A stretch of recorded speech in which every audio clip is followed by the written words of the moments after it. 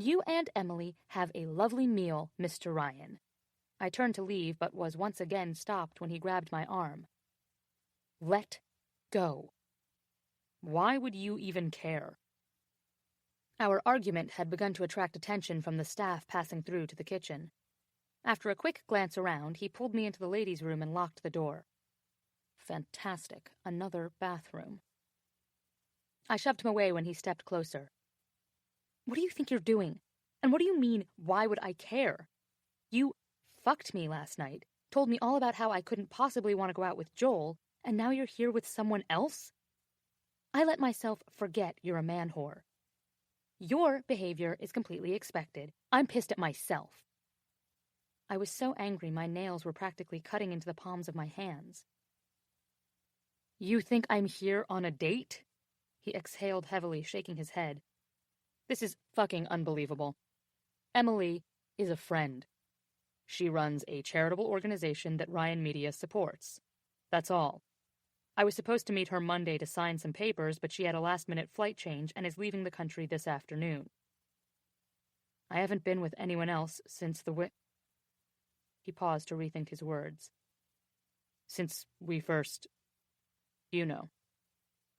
He finished, motioning vaguely between us. What? We stood there, staring at each other as I tried to let his words seep in. He hadn't slept with anyone else? Was that even possible? I knew for a fact that he was a womanizer. I'd personally witnessed his ever-expanding collection of arm candy at corporate events, not to mention the stories swimming around the building. And even if what he was saying was true, it didn't change the fact that he was still my boss, and this whole thing was seriously wrong. All those women throwing themselves at you and you haven't nailed even one? Aw, I'm touched. I turned for the door. It's not that difficult to believe, he growled, and I could feel his eyes burning into my back. You know what? It doesn't matter. It was just a mistake, right? Look, that's what I wanted to talk to you about.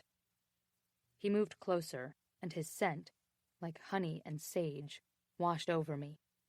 I suddenly felt trapped, like there wasn't enough oxygen in the tiny room. I needed to get out of here now. What had Julia said less than 5 minutes ago? Don't be alone with him? Good advice. I happened to like this particular pair of panties and didn't really want to see them in tatters in his pocket. Okay, that was a lie. Are you seeing Joel again? He asked from behind me. My hand was on the knob. All I had to do was turn it and I was safe. But I froze, staring at that damn door for what seemed like minutes. Does it matter? I thought we covered this last night, he said, his breath warm against my hair. Yeah, a lot of things were said last night. His fingertips moved up my arm and slipped the thin strap of my tank top off my shoulder. I didn't mean to say this was a mistake, he whispered against my skin. I just panicked. That doesn't mean it's not true. My body instinctively leaned into him, my head tilting slightly, allowing him easier access. We both know it. I still shouldn't have said it. He brushed my ponytail over my shoulder and his soft lips moved across my back. Turn around. 2 words. How was it possible that 2 simple words could make me question everything? It was one thing for him to press me against a wall or forcefully grab me, but now he was putting everything in my court. Biting my lip hard, I tried to bring myself to turn the handle. My hand actually twitched before it fell to my side in defeat. I turned and looked up to meet his eyes. His hand came to rest on my cheek, his thumb brushing across my bottom lip. Our gazes locked, and just when I thought I couldn't wait one more second, he pulled me to him, pressing his mouth to mine. The moment we kissed, my body gave up fighting and I couldn't get close enough. My purse landed on the tile floor at my feet, and my hands dove into his hair, pulling him to me. He backed me into the wall and ran his hands down my body, lifting me slightly. He pushed into my yoga pants and cupped my ass. Fuck, what are you wearing? He groaned into my neck, his palms sliding back and forth over the pink satin. Lifting me fully, he wrapped my legs around his waist and pressed me further into the wall. He moaned as I took his earlobe between my teeth. Pulling one side of my top down, he sucked one of my nipples into his mouth. My head fell back and hit the wall as I felt the scruff of his unshaven face against my breast. A shrill sound broke through my haze and I heard him swear. My phone. Placing me on my feet, he stepped away, his face already back in its usual scowl. I quickly rearranged my clothing and reached for my purse, grimacing when I saw the picture displayed on the screen. "Julia," I answered breathlessly. "Chloe, are you in the bathroom fucking that nice slice of man cake? I'll be there in a second, okay?" I ended the call and shoved the phone back into my bag. I looked up at him, feeling my rational side return after the small interruption. "I should go." "Look, He was cut off as my phone rang again. I answered without bothering to look at the screen. "God, Julia, I'm not in here fucking the piece of man cake." "Chloe?" Joel's confused voice sounded through the phone. "Oh, hi." Shit. This could not be happening to me. "I'm glad to hear that you're not fucking man cake," Joel said, laughing tightly. "Who is it?" Bennett growled. I pressed my hand to his lips and gave him the dirtiest look I could manage. "Look, I can't really talk right now." "Yeah, I'm sorry to bother you on a Sunday, but I couldn't stop thinking about you. And I don't want to get anyone in trouble or anything, but right after you left, I checked my email, and there was a confirmation for delivery of your flowers." "Really?" I asked, feigning interest. My gaze was locked with Bennett's. "Well, it seems they were signed for by Bennett Ryan." 9. I watched as several expressions passed over her face at once. Embarrassment, annoyance, and then curiosity? I could vaguely make out a man's voice on the other end and felt the caveman begin to awaken. Who the hell was calling her? Suddenly, her eyes narrowed, and a tiny voice inside told me I should be nervous. "Well, thank you so much for letting me know. Yes, I will. Okay. Yes, I'll call you when I decide. Thanks for calling, Joel." Joel? Fucking Signoli. She ended the call and slowly put the phone back into her purse. Looking down, she shook her head, a small laugh escaping before a wicked smile graced her mouth. "Is there anything you'd like to tell me, Mr. Ryan?" she asked sweetly, and for some reason it made me even more anxious. I racked my brain but couldn't think of anything. What was she talking about? That was the strangest conversation. It seems that when Joel checked his email this morning, he had a delivery confirmation for my flowers. You'll never guess what it said. She moved one step toward me, and instinctively I moved one step back. I didn't like where this was going. It turns out that someone signed for them. Oh, shit. The name on the slip said Bennett Ryan. Fuck. Why the hell did I sign my own name? I tried to think of a response, but my mind was suddenly blank. Obviously, my silence told her everything she needed to know. "You son of a bitch! You signed for them and then lied to me?" She landed a hard shove on my chest, and I had a sudden instinct to protect my balls. "Why did you do that?" My back was now against the wall, and I was frantically searching for an alternative exit. What?" I babbled. My heart felt like it was going to claw its way out of my chest. "Seriously, what the hell?" I needed an answer, and I needed it fast. Running my hand through my hair for the 100th time in the last 5 minutes, I decided it was probably better to just come clean. "I don't know, okay?" I shouted back. Fuck. She took out her phone and appeared to be texting someone. "What are you doing?" I asked. "Not that it's any of your business, but I'm telling Julia to just go on without me. I'm not leaving here until you tell me the truth." She glared at me, and I could feel the anger coming off of her in waves. I briefly considered telling Emily what was going on, but she'd seen me follow Chloe. I was pretty sure she'd figured it out by now. Well? I met her eyes and let out a deep sigh. There was absolutely no way I could explain myself and not sound like I'd lost my mind. Okay, yes. I signed for them. She stared at me, her chest heaving and her fists balled so tightly that her knuckles were white. And I threw them away. As I stood facing her, I realized that I deserved every bit of her anger. I was being unfair. I was offering her nothing, but still standing in the way of someone who could possibly make her happy. You are fucking unbelievable, she growled through clenched teeth.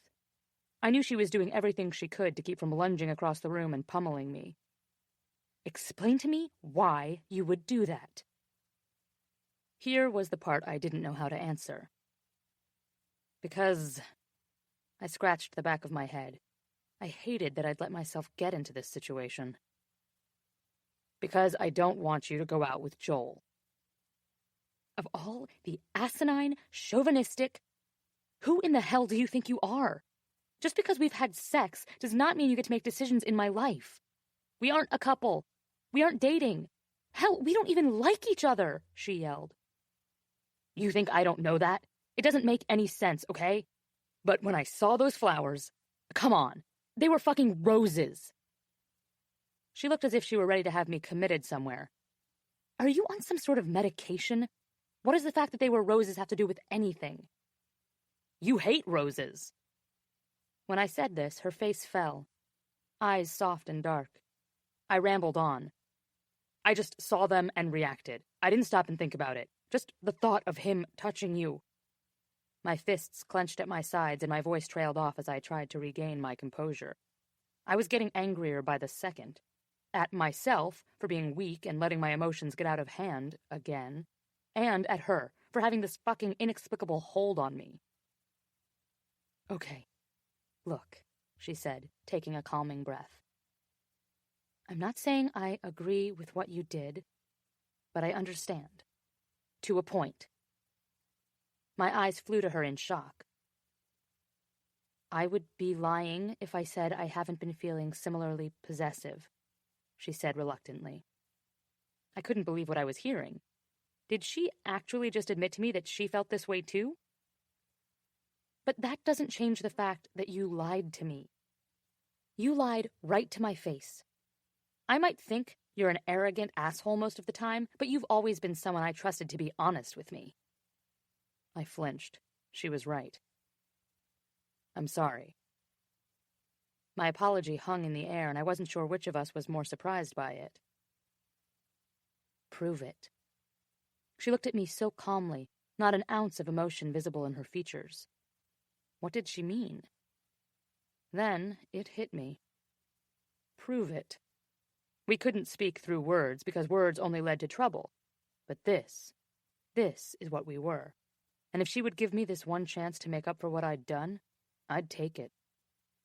I hated her so much in that moment. I hated that she was right and I was wrong, and I hated that she was forcing me to make a choice. I hated how much I wanted her most of all. I closed the distance between us, wrapping my hand around the back of her neck. I pulled her to me, meeting her gaze as I drew her mouth to mine. There was an unspoken challenge there. Neither of us would back down or admit that this, whatever this was beyond our control. Or maybe both of us just had. The moment our lips touched, I was overtaken by a familiar buzz coursing through my body. My hands fisted deeply into her hair, forcing her head back to take everything I pressed into her. This might be for her, but I was damn sure going to control it. Pressing my body to hers, I groaned at the way each of her curves fit against me. I wanted this need to go away, to be satisfied and move on. But each time I felt her, it was better than I remembered. Falling to my knees, I grasped her hips and pulled her closer, my lips moving across the waist of her pants. Lifting her shirt up, I kissed each inch of visible skin, enjoying the tensing of her muscles as I explored. I looked up at her, hooked my fingers into the waistband. Her eyes were closed and she was biting her lower lip. I felt my cock harden in anticipation of what I was about to do. I pulled her pants down her thighs, goosebumps breaking out over her skin as I trailed my fingers down her legs. Her hands went to my hair and pulled roughly, and I groaned as I looked back up at her. I traced the edge of the delicate satin of her lingerie, stopping at the thin straps on her hips. "These are almost too pretty to ruin," I said, wrapping one strap around each hand. Almost. With a quick tug, they broke easily, allowing me to pull the pink material away and stuff it into my pocket. A sense of urgency took over me then, and I quickly freed one of her legs, placing it over my shoulder and kissing along the soft skin of her inner thigh. "Oh, shit," she said on an exhale, running her hands into my hair. "Oh, shit. Please." As I first nuzzled and then slowly licked along her clit, she gripped my hair tightly, moving her hips against my mouth. Unintelligible words fell from her lips in a hoarse whisper, and seeing her come undone so completely made me realize she was as helpless against this as I was.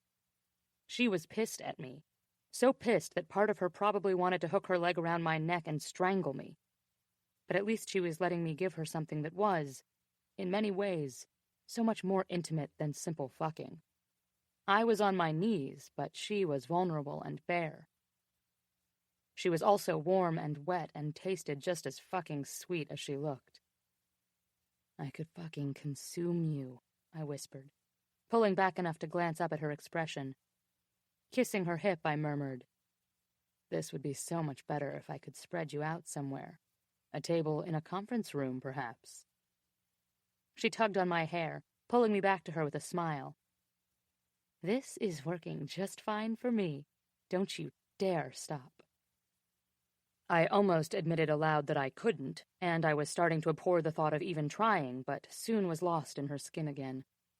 I wanted to memorize every curse and plea that escaped her mouth and know that I was the reason for it.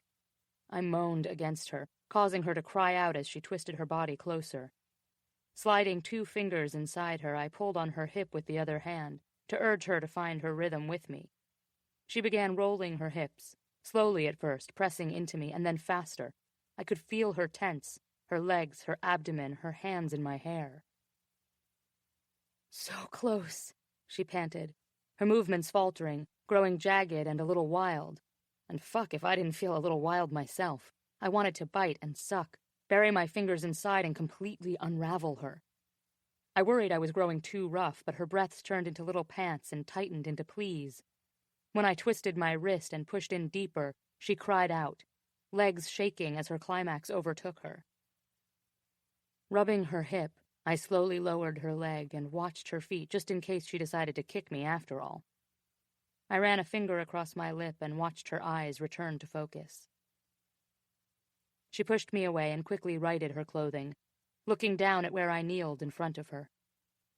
Reality crept back as the various sounds of people dining on the other side of the door combined with the sound of our heavy breathing. "You're not forgiven," she said, and reached down for her purse, unlocking the door and leaving the room without another word. I stood up slowly and watched the door close behind her, trying to sort out what had just happened. I should have been furious, but I felt the corner of my mouth lift in a smile, and I almost laughed at the absurdity of it. Damn her, she did it again. She was beating me at my own game. My night had been hell. I'd hardly slept or eaten, and I'd suffered a near-constant hard-on since leaving the restaurant yesterday. I knew I was in for it as I headed to work. She was going to do everything she could to torture and punish me for lying to her. The sick thing was, I was kind of looking forward to it. I was surprised to find her desk empty upon my arrival.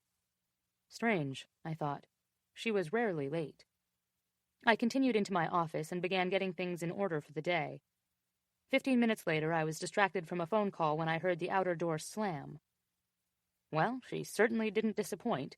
I could hear drawers and files slamming and knew this would make for an interesting day. At 10:15, I was interrupted by my intercom. "Mr. Ryan?" Her cool voice filled the room, and despite her obvious annoyance, I found myself smirking as I pressed the button to respond. "Yes, Miss Mills?" I answered back, hearing my own grin reflected in my tone. "We need to be in the conference room in 15 minutes.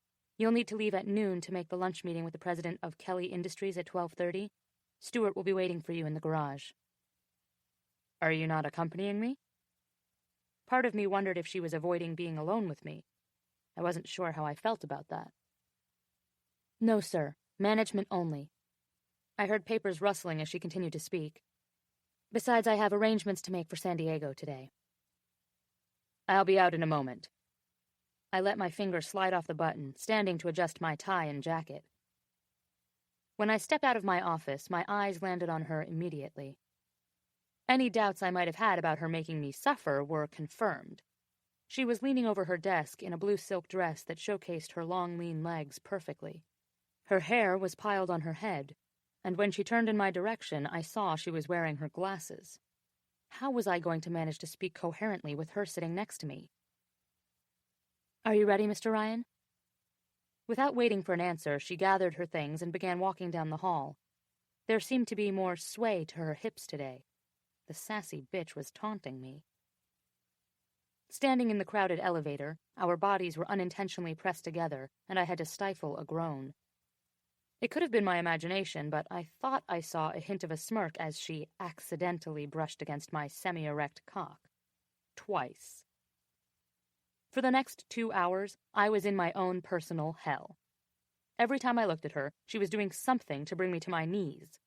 Sly glances, licking her bottom lip, crossing and uncrossing her legs, or absent-mindedly twirling a tendril of her hair around her finger. At one point, she dropped her pen and casually placed her hand on my thigh as she bent down to retrieve it from under the table. At the lunch meeting that followed, I was both grateful for the reprieve from her torment and desperate to get back to it. I nodded and spoke at appropriate times, but I was never really there. Of course, my father had noticed every second of my surly, quiet mood. On the drive back to the office, he started in on me. "For 3 days, you and Chloe will be together in San Diego without the buffer of office doors, and there won't be anyone there to run interference. I expect you to treat her with the utmost respect. And before you get defensive," he added, holding his hands up as he sensed my quick rebuttal, "I've already spoken to Chloe about this." My eyes widened and flashed to his face. He had talked to Miss Mills about my professional conduct? "Yes, I'm aware that it's not just you," he said, leading us into an empty elevator. "She's assured me that she gives every bit as good as she gets. Why do you think I suggested you as her program mentor in the first place? There wasn't a doubt in my mind that she could hold her own with you." Henry stood silent next to him, a smug smile stretched across his face. Asshole. I frowned slightly as the realization hit me. She had spoken in my defense. She could have easily made it sound like I was a tyrant, but instead she accepted some of the blame. "Dad, I'll admit that my relationship with her is unconventional," I began, praying that no one understood how true that statement really was. "But I assure you, it in no way interferes with our ability to conduct business. You have nothing to worry about." "Good," Dad said when we arrived at my office suite. We walked in to find Miss Mills on the phone, speaking almost inaudibly. "Well, I'm going to let you go, Dad. I have some things to take care of, and I'll let you know as soon as I can. You need to get some sleep, okay?" she said softly. After a brief pause, she laughed, but then didn't say anything else for a moment. Neither I nor the 2 men beside me dared say anything. "I love you too, Daddy." My stomach tightened at the words, and the way her voice shook when she said them. When she turned around in her chair, she startled to find us standing there. Quickly, she began gathering the paperwork on her desk. "How did the meeting go?" "It went smoothly, as always," my father said. "You and Sarah really do a superb job taking care of things. I don't know what my sons would do without the 2 of you." Her eyebrow lifted slightly, and I could see her struggling to not gloat in my direction. But then her face transformed into a puzzled expression, and I realized I'd been full-on grinning at her, hoping to see some of her trademark sass. I put on the best scowl I could manage as I walked into my office. It only hit me when I closed my door that I hadn't seen her smile once since we'd come back and heard her on the phone. 10. My head wasn't in the game. I had a few things to show Mr. Ryan before he left for the day, had to get some documents to legal for signatures, but I felt like I was walking through wet sand, the phone conversation with my dad looping endlessly through my thoughts. As I walked into Mr. Ryan's office, I stared down at the papers in my arms, realizing how many things I'd need to organize today. Plane tickets, someone to pick up my mail, maybe even a temp for while I was gone. How long would I be gone?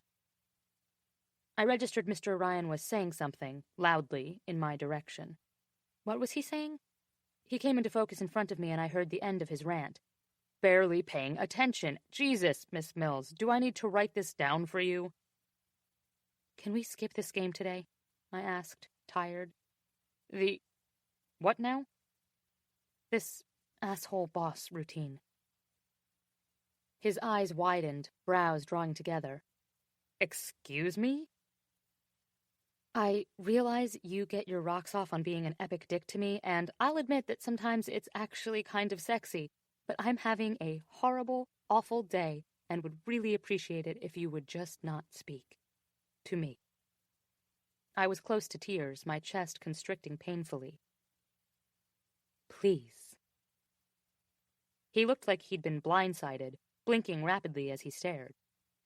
Finally, he spluttered, What just happened?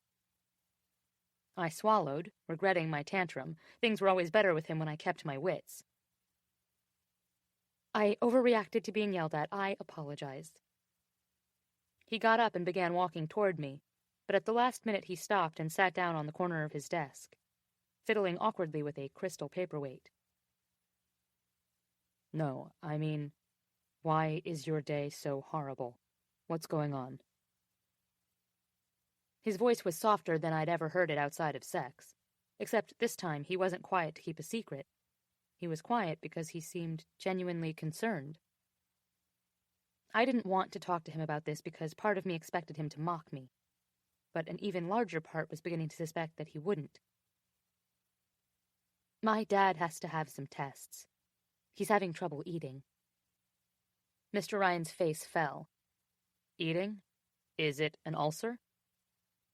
I explained what I knew, that it had started suddenly and an early scan showed a small mass on his esophagus. Can you go home? I stared at him. I don't know. Can I? He winced, blinked away. Am I really that big of a jerk? Sometimes. I immediately regretted it, because, no, he'd never done anything to make me think he'd keep me from my sick father. He nodded, swallowing thickly as he stared out the window. You can take whatever time you need, of course. Thank you. I stared at the floor, waiting for him to continue with the list of the day's tasks, but silence engulfed the room instead. I could see in my peripheral vision that he'd turned back and was watching me. Are you okay? He'd said it so quietly I wasn't even sure I heard him right. I considered lying, wrapping up this most awkward of conversations. Instead, I said, Not really. His hand reached up, dug into his hair. Close my office door, he said. I nodded, oddly disappointed to be so quietly dismissed. I'll bring the notes from legal for, close the door, but stay. Oh. I turned, walking across the plush carpet in complete silence. His office door closed with a heavy click. Lock it. I turned the lock and felt him move closer until his breath fanned warm across the back of my neck. Let me touch you. Let me do something. He understood. He knew what he could give me. Distraction, relief, pleasure in the face of surging panic. I didn't reply because I knew I didn't need to. I'd closed and locked the door, after all. But then I felt his lips, soft and pressing against my shoulder, up my neck. "You smell amazing," he said, untying my dress where it fastened behind my neck. "I always smell like you for hours afterward." He didn't add whether that was a good thing or a bad thing, and I found that I didn't care. I liked that he smelled me even when I'd gone. With his hands sliding to my hips, he turned me to face him and bent to kiss me in a single smooth movement. This was different. His mouth was soft, almost asking. There was nothing tentative about the kiss. There was never anything tentative about him. But this kiss almost felt more adoring and less like a battle being lost. He pushed my dress from my shoulders and it pooled at my feet as he stepped back, giving just enough room to let the cool air of his office wash his heat from my skin. "You're beautiful." Before I could process the soft delivery of these new words, he threw me a smirk and leaned to kiss me as he grabbed my panties, twisted, and ripped them. This we knew. I reached for his pants, but he stepped away, shaking his head. He moved his hand between my legs, found smooth, wet skin. His breath grew faster on my cheek, and his fingers were somehow careful and hard, his words coming out deep, filthy, telling me I was beautiful, I was so dirty, telling me I was a tease and how good I made him feel. He told me how much he craved the way I sound when I come. And even when I did, gasping and clutching his shoulders through his suit, all I could think was that I wanted to touch him too, that I wanted to hear him get lost in me the same way, and it terrified me. He withdrew his fingers, sweeping across my sensitive clit when he did and eliciting an involuntary shudder. Sorry, he whispered in response, kissing my jaw, my chin, my... Don't, I said, turning my mouth away from his. The sudden intimacy he offered, on top of everything else today, was too bewildering, too much. His forehead rested against mine for a few beats before he nodded, once. It wrecked me, suddenly realizing that I'd always assumed he held the power and I held none. But in this moment, I knew that I could have as much power over him as I wanted. I just had to be brave enough to take it. I'll be leaving town this weekend. I don't know how long I'll be gone. Well, then get back to work while you're here, Miss Mills. 11. When Thursday morning dawned, I knew we needed to have some sort of discussion. I would be away from the office all day Friday, so today was our last day together before she left town. She'd been meeting with her advisor all morning, and I felt myself getting more and more anxious about everything. I was pretty sure the interaction in my office the day before revealed to us both that she was slowly taking more and more of me. I wanted to be with her almost all of the time, and not just naked and wild. I just wanted to be near her, and my own need for self-preservation had been plaguing me all week. What had she said? I don't want to want this. This isn't good for me. Only when Mina discovered us had I truly understood what Chloe meant. I'd hated my desire for her because it was the first time in my life I was unable to push something out of my head and focus on work. But no one, not even my family, would really blame me for being attracted to Chloe. In contrast, she would forever be tainted with the reputation of being the woman who slept her way to the top. For someone as brilliant and driven as she was, that association would be a constant and painful thorn in her side. She was right to put distance between us. This pull we felt when we were together was entirely unhealthy. Nothing good could come from it, and I decided, once again, to use our time apart to regain my focus. When I entered my office after lunch, I was surprised to find her seated at her desk, busily working on the computer. I didn't know you would be in this afternoon, I said, trying to keep any emotion from my voice. Yes, I had some last-minute arrangements to handle for San Diego, and I still needed to discuss my absence with you, she said, never looking up from her computer monitor. Would you like to step into my office, then? No, she said quickly. I think we can handle this out here. Peeking up at me with a sly look, she motioned to the chair opposite her. Would you like to have a seat, Mr. Ryan? Ah, home court advantage. I sat down across from her. I know you'll be out tomorrow, so there's no reason for me to be here.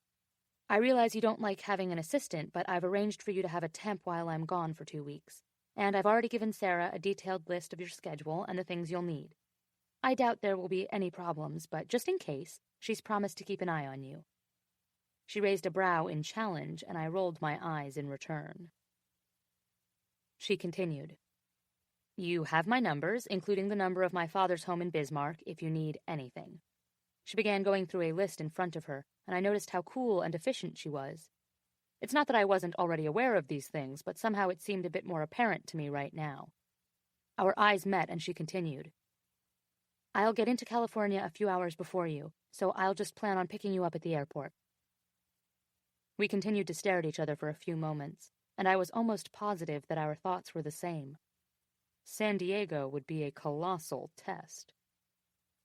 The atmosphere in the room began to shift slowly, the silence saying more than words ever could. I clenched my jaw tightly as I noticed that her breathing had picked up. It took every bit of willpower I had to not walk around the desk and kiss her. Have a nice trip, Miss Mills, I said, pleased that my voice betrayed none of my inner turmoil. I stood and lingered for a moment, adding, So, I'll meet you in San Diego then? Yes. I nodded and walked into my office, shutting the door behind me. I didn't see her for the rest of the day, and our terse goodbye for once felt completely wrong. All weekend, I thought about what it would be like to have her gone for 2 weeks. On the one hand, it would be nice to enjoy a full day at work without the distraction. On the other, I wondered if it would feel odd not having her there. She'd been a near constant in my life for almost a year, and regardless of our differences, it had been comforting to have her around. Sarah entered my office on Monday at 9 o'clock sharp, smiling brightly as she approached me. She was followed by an attractive 20-something brunette who was introduced as Kelsey, my new temporary assistant.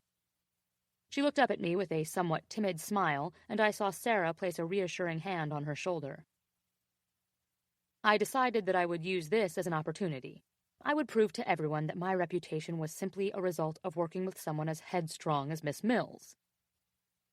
It's very nice to meet you, Kelsey, I said, smiling widely and offering her my hand to shake. She looked at me strangely with a sort of glazed expression. It's nice to meet you too, sir, she said as she glanced back at Sarah. Sarah looked down at my hand quizzically and back up to me before speaking to Kelsey. Okay, well, we've already gone over everything that Chloe left. Here's your desk. She led the temp over to Miss Mills' chair. A strange feeling crept over me at the image of someone else sitting there. I felt my smile falter, and I turned to Sarah. If she needs anything, she'll let you know. I'll be in my office. Kelsey quit before lunch. Apparently, I came off a bit gruff when she managed to start a small fire in the break room microwave. The last I saw of her, she was in tears and sprinting out my door, wailing something about a hostile work environment. The second temp, a young man named Isaac, came in around 2 o'clock. Isaac seemed highly intelligent, and I looked forward to working with someone other than an emotional female. I found myself smiling at the sudden turn of events. Unfortunately, I spoke too soon. Every time I passed Isaac at his computer, he was online, looking at captioned pictures of cats or watching a music video.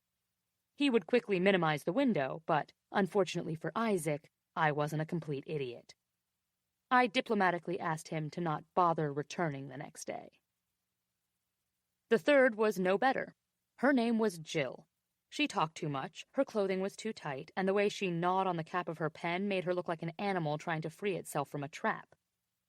It was nothing like the way Miss Mills would pensively hold the end of her pen between her teeth when she was deep in thought.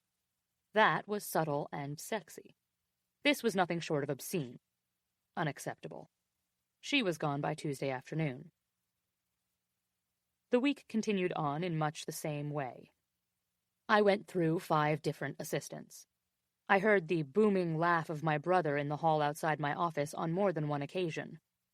Jackass. He didn't even work on this floor. I began to feel that people were enjoying my misery a bit too much, and maybe even saw it as a case of reaping what I sowed.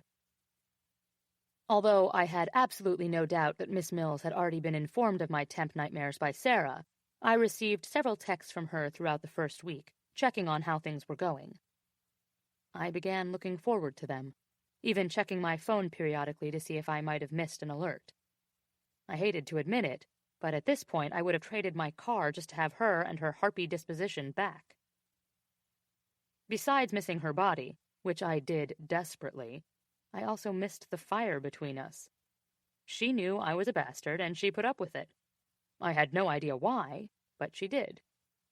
I felt my respect for her professionalism grow during that first week apart.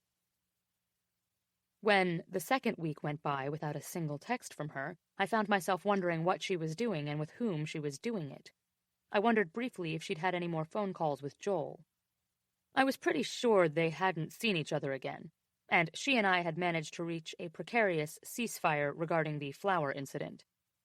Still, I wondered if he'd ever called to follow up and whether he would try to begin something when she was home.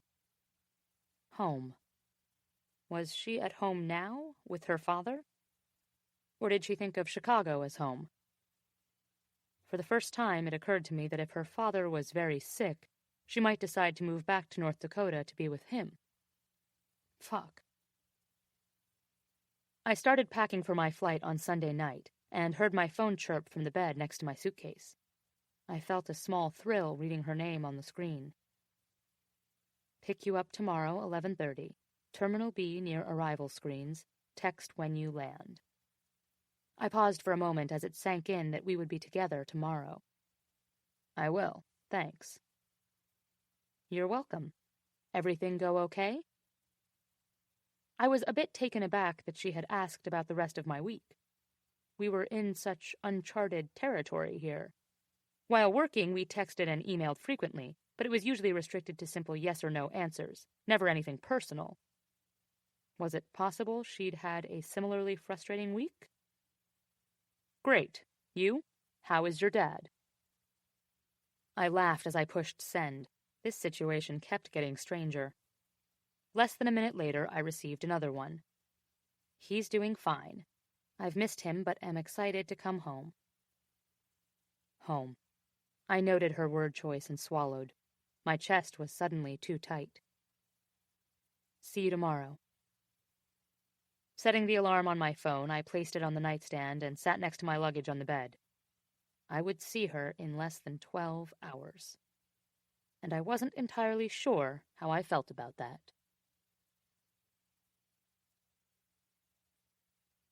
12.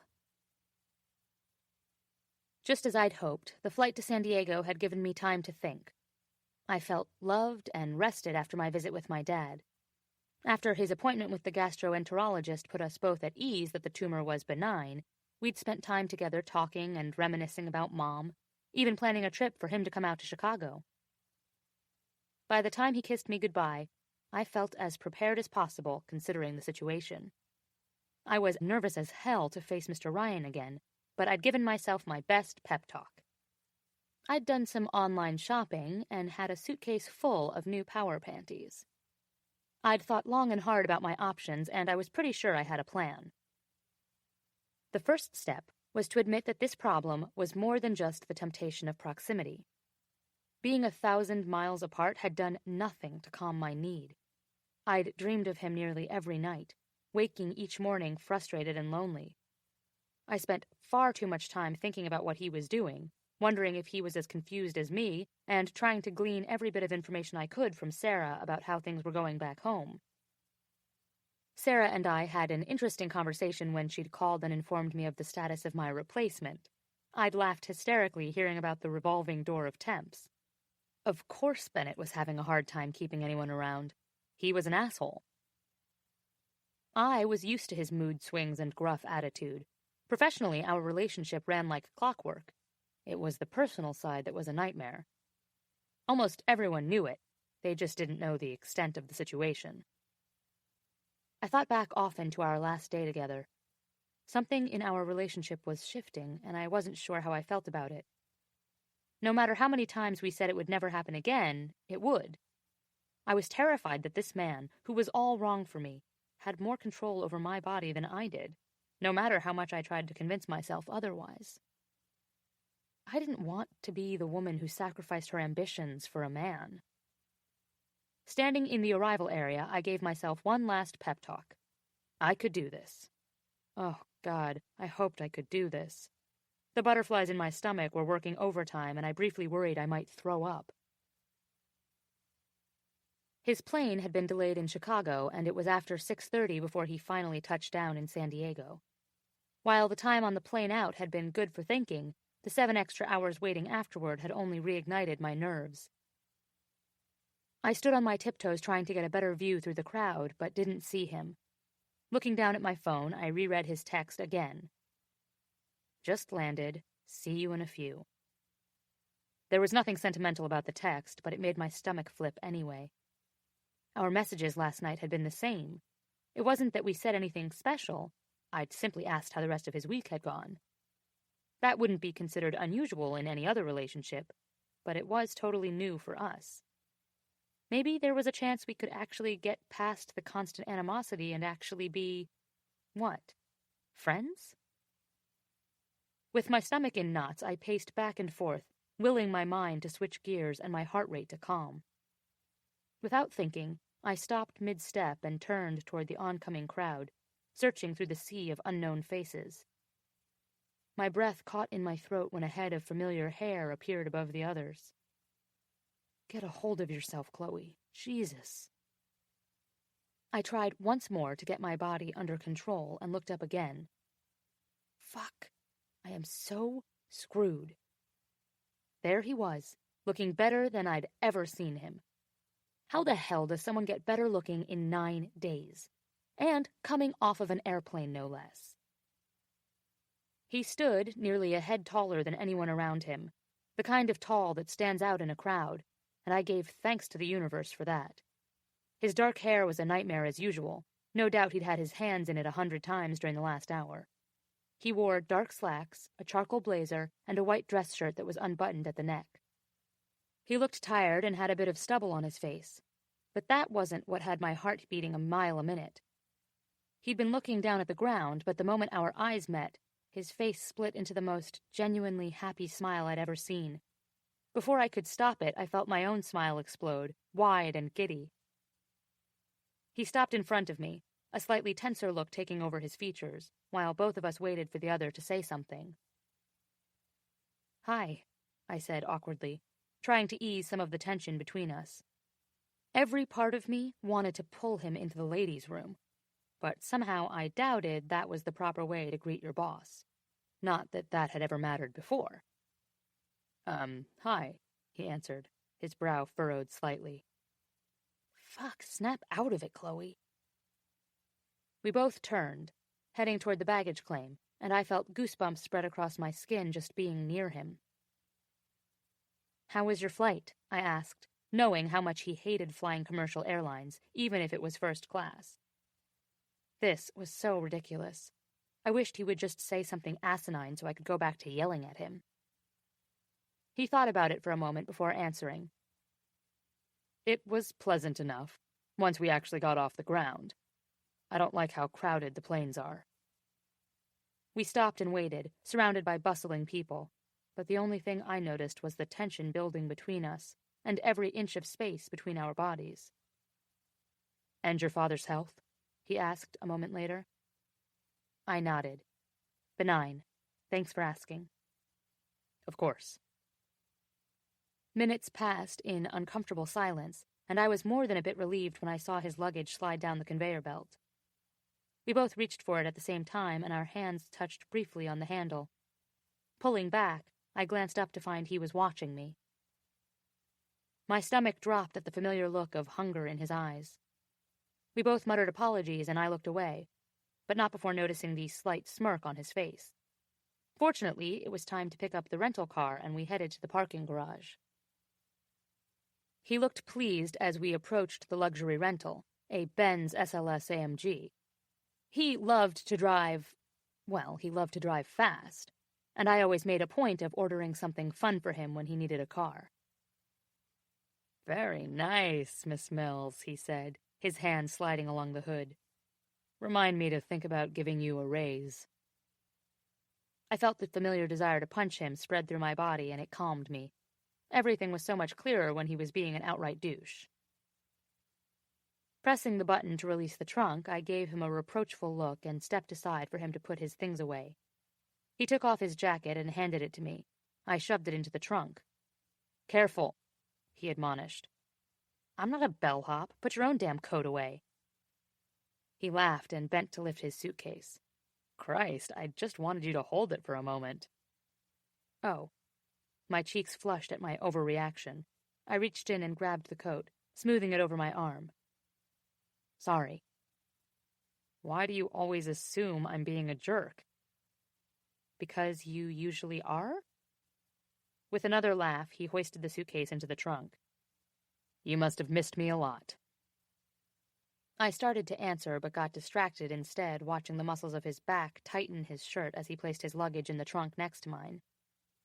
Up close, I saw that the dress shirt had a subtle gray print and was tailored to fit his broad shoulders and narrow waist without any extra fabric bunching anywhere. His pants were dark gray and crisply pressed. I was pretty sure he'd never done his own laundry. And damn, who would blame him when tailored, dry-cleaned clothes made him so completely fuckable? Stop. He closed the trunk with a slam, breaking me out of my daze, and I placed the keys in his waiting hand. He walked over and opened my door, waiting for me to be seated before closing it behind me. Yeah, you're a real gentleman, I thought. We drove in silence, the only sound provided by the purr of the engine and the GPS calling out directions to the hotel. I busied myself going over our schedule, trying to ignore the man next to me. I wanted to look at him, to study his face. I wanted to reach out and touch the slight stubble on his jaw, to tell him to pull over and touch me. All these thoughts ran through my mind, making it impossible to concentrate on the papers in front of me. The time apart hadn't lessened his hold over me at all. If anything, it made it stronger. I wanted to ask him how the last 2 weeks had been. I actually wanted to know how he was. With a sigh, I closed the folder in my lap and turned to look out the window. We must have passed ocean and Navy ships and people on the streets, but I didn't see a thing. The only thing on my mind was what was inside the car. I felt every movement, every breath. His fingers tapped along the steering wheel. The leather squeaked when he shifted in his seat. His scent filled the closed space and made it impossible to remember why I needed to resist. He completely surrounded me. I needed to be strong and be my own person, to prove that I controlled my path in life. But every part of me ached to feel him. I needed to regroup at the hotel before this conference, but with him so close, all my best intentions got away from me. "Are you okay, Miss Mills?" The sound of his voice startled me, and I turned to meet his hazel eyes, my stomach fluttering at the intensity behind them. How had I forgotten how long his lashes were? "We're here." He motioned to the hotel, and I was surprised to see I hadn't even noticed. "Is everything all right?" "Yeah," I answered quickly. "Just been a long day." He murmured, continuing to look at me. I saw his gaze flicker to my mouth, and God, I wanted him to kiss me. I missed the command of his mouth on mine, as if there were nothing in the world he wanted more than to taste me. And sometimes I suspected that might actually be true. As if drawn to him, I leaned forward in my seat. A hum of electricity buzzed between us, and his gaze flickered back to my eyes. He leaned in to meet me, and I could feel his hot breath against my mouth. Suddenly my door opened, and I jumped back into my seat, shocked to see the valet standing there expectantly, hand outstretched. I stepped out of the car, inhaling the air that wasn't permeated by his intoxicating scent. The valet took the bags, and Mr. Ryan excused himself to take a phone call while I checked us in. The hotel was packed with fellow conference attendees, and I saw several familiar faces. I had made plans to meet up with a group of other students in my program sometime on the trip. I waved to a woman I recognized. It would be great to get out with some friends while we were here. The last thing I needed was to sit alone in my hotel room and fantasize about the man down the hall. After receiving our keys and seeing that the bellhop would take our bags to our rooms, I headed to the lounge in search of Mr. Ryan. The welcome reception was in full swing, and when I scanned the large room, I found him standing next to a tall brunette. They stood close together, his head bent slightly as he listened to her. His head blocked her face from my view, and my eyes narrowed when I noticed her hand reach up and grip his forearm. She laughed at something he'd said, and he pulled away slightly, allowing me a better look. She was beautiful, with shoulder-length, straight dark hair. As I watched, she placed something in his hand and folded his fingers around it. A strange look crossed his face as he bent his head to examine the object in his palm. You have got to be kidding me. Did she just give him her room key? I watched for a moment more, and then something inside me snapped as he continued to stare at the key as if he was considering pocketing it.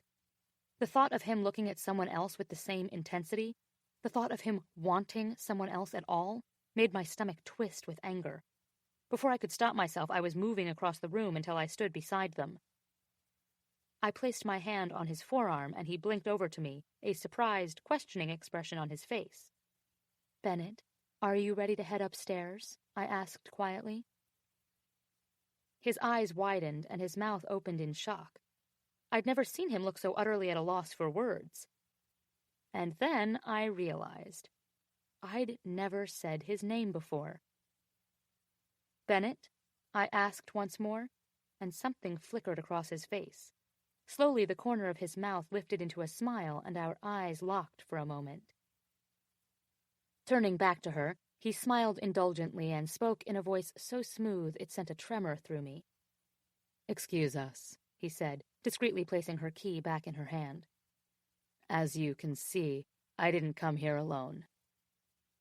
The bright pulse of victory in my chest completely overshadowed the horror I should have been feeling. He pressed his warm hand to the small of my back as he led us out of the lounge and down the hall. But the closer we got to the elevators, the more my elation was replaced with something else. I began to panic as I realized how irrationally I had acted. The reminder of our constant cat-and-mouse game exhausted me. How many times a year did he travel? And how often would he get a room key pressed into his palm? Would I be there every time to pull him back? If I wasn't, would he happily skip upstairs with someone else? And truly, who the fuck did I think I could be to him? I shouldn't care. My heart was racing, the sound of my blood rushing in my ears. 3 other couples joined us in the elevator, and I prayed I could make it to my room before I exploded. I couldn't believe what I'd just done. I glanced up to see him wearing a triumphant smirk. I took a deep breath and tried to remind myself that this was exactly why I needed to stay away. What happened down there was completely out of character for me, and completely unprofessional of both of us in such a public work setting. I wanted to scream at him, to hurt him and enrage him like he had me, but it was getting harder and harder to find the will. We rode up in tense silence until the last couple stepped out, leaving us alone. I closed my eyes, just trying to breathe. But of course all I could smell was him. I didn't want him with someone else, and that feeling was so overwhelming that it took my breath away. And it was terrifying, because if I was to be honest, he could break my heart. He could break me. The elevator stopped, and with a quiet ding, the doors opened at our floor. "Chloe?" he prompted, his hand pressed to my back. I turned, rushing out of the elevator. "Where are you going?" he shouted after me. I heard his footsteps and knew there was going to be trouble. "Chloe, wait!" I couldn't outrun him forever. I wasn't even sure I wanted to anymore. 13. A million thoughts ran through my mind in that second. We couldn't keep doing this. Either this would continue or it had to stop. Now. It was interfering with my business, my sleep, my head, my fucking life. But no matter how much I tried to kid myself, I knew what I wanted. I couldn't let her leave. She practically sprinted down the hall, but I chased after her. You can't pull something like that and then expect me to just let you walk away. The hell I can't, she yelled over her shoulder. She reached her room and fumbled with her key before shoving it into the slot. I reached the door just as she got it open, meeting her eyes briefly before she ran in and tried to force it closed. My hand shot out, pushing it open so violently that it crashed into the wall behind it. What the fuck do you think you're doing? She yelled. She stepped into the bathroom opposite the door and spun around to face me. Will you quit running from me? I followed her, my voice echoing in the small space. If this is about that woman downstairs... She looked impossibly more furious at my words and took a step toward me. Don't you dare go there. I have never acted like a jealous girlfriend. She shook her head in disgust before turning to the counter and rummaging through her purse. I stared at her as she grew more and more frustrated. What else could this be about? I was completely bewildered. Her anger usually had me slammed against something and half naked by now. Here she seemed genuinely upset. You think I would be interested in any random woman who puts her room key in my hand? What the hell kind of man do you think I am? She slammed a brush on the counter, looking up at me furiously. Are you serious right now? I know you've done this before. Just sex, no strings attached. I'm sure you get room keys all the time. I started to reply, because in all honesty I had been in relationships that were strictly about the sex. But this thing with Chloe hadn't been just sex for a while now. But she cut me off. I've never done anything close to this, and I don't know how to navigate it anymore, she said, her voice getting louder with each word. But when I'm with you, it's like nothing else matters. This thing, she continued, gesturing between us. This isn't me. It's like I turn into a different person when I'm with you, and I hate it. I can't do it, Bennett. I don't like who I'm becoming. I work hard. I care about my job. I'm smart. None of that would matter if people knew what was happening between us. Go find someone else. I already told you. I haven't been with anyone since we started this. That doesn't mean you won't take a room key if it's put in your hand. What would you have done if I hadn't been there? Without hesitation, I said, handed it back. But she just laughed, clearly disbelieving. Look, this whole thing exhausts me right now. I just want to take a shower and go to bed. It was nearly impossible to imagine walking away from her and leaving this unresolved, but she'd already moved away and was turning on the shower. Just as I reached the door to the hall, I glanced back to where she stood, already surrounded by steam, watching me leave. And fuck if she didn't look as conflicted as I felt. Without thinking, I crossed the room, gripped her face between my hands, and pulled her to me. When our lips met, she made a strangled sound of surrender, immediately digging her hands into my hair. I kissed her harder, claiming her sounds as my own, making her lips mine, her taste all mine. Let's call a truce for one night, I said, pressing 3 small kisses on her lips, one on each side and a lingering one in the middle, in the heart of her mouth. Give me all of you for one night, no holding back. Please, Chloe. I'll leave you alone after that, but I haven't seen you in almost 2 weeks and I just need tonight. She stared at me for several painful beats, clearly struggling, and then, with a quiet, pleading sound, she reached up and pulled me to her, standing on her toes to get as close as she could. My lips were rough and unyielding, but she didn't move away, pressing her curves into me. I was lost to everything but her.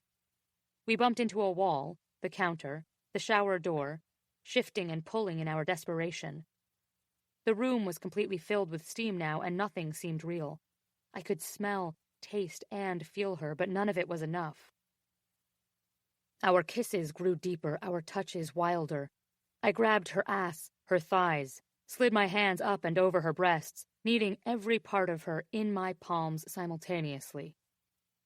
She pushed me back against the wall, and a rush of warmth cascaded across my shoulders and down my chest, bringing me out of my haze. With our clothes still on, we had backed into the shower. We were getting soaked. We didn't care. Her hands roamed my body frantically, yanking my shirt from my pants. With shaky hands, she unbuttoned it, tearing off some buttons in her haste before sliding the wet fabric from my shoulders and tossing it outside the shower door. The wet silk of her dress clung to her, accentuating every curve. I traced the fabric along her breasts, feeling her tight nipples underneath. She moaned and brought her hand to rest on mine, guiding my movements.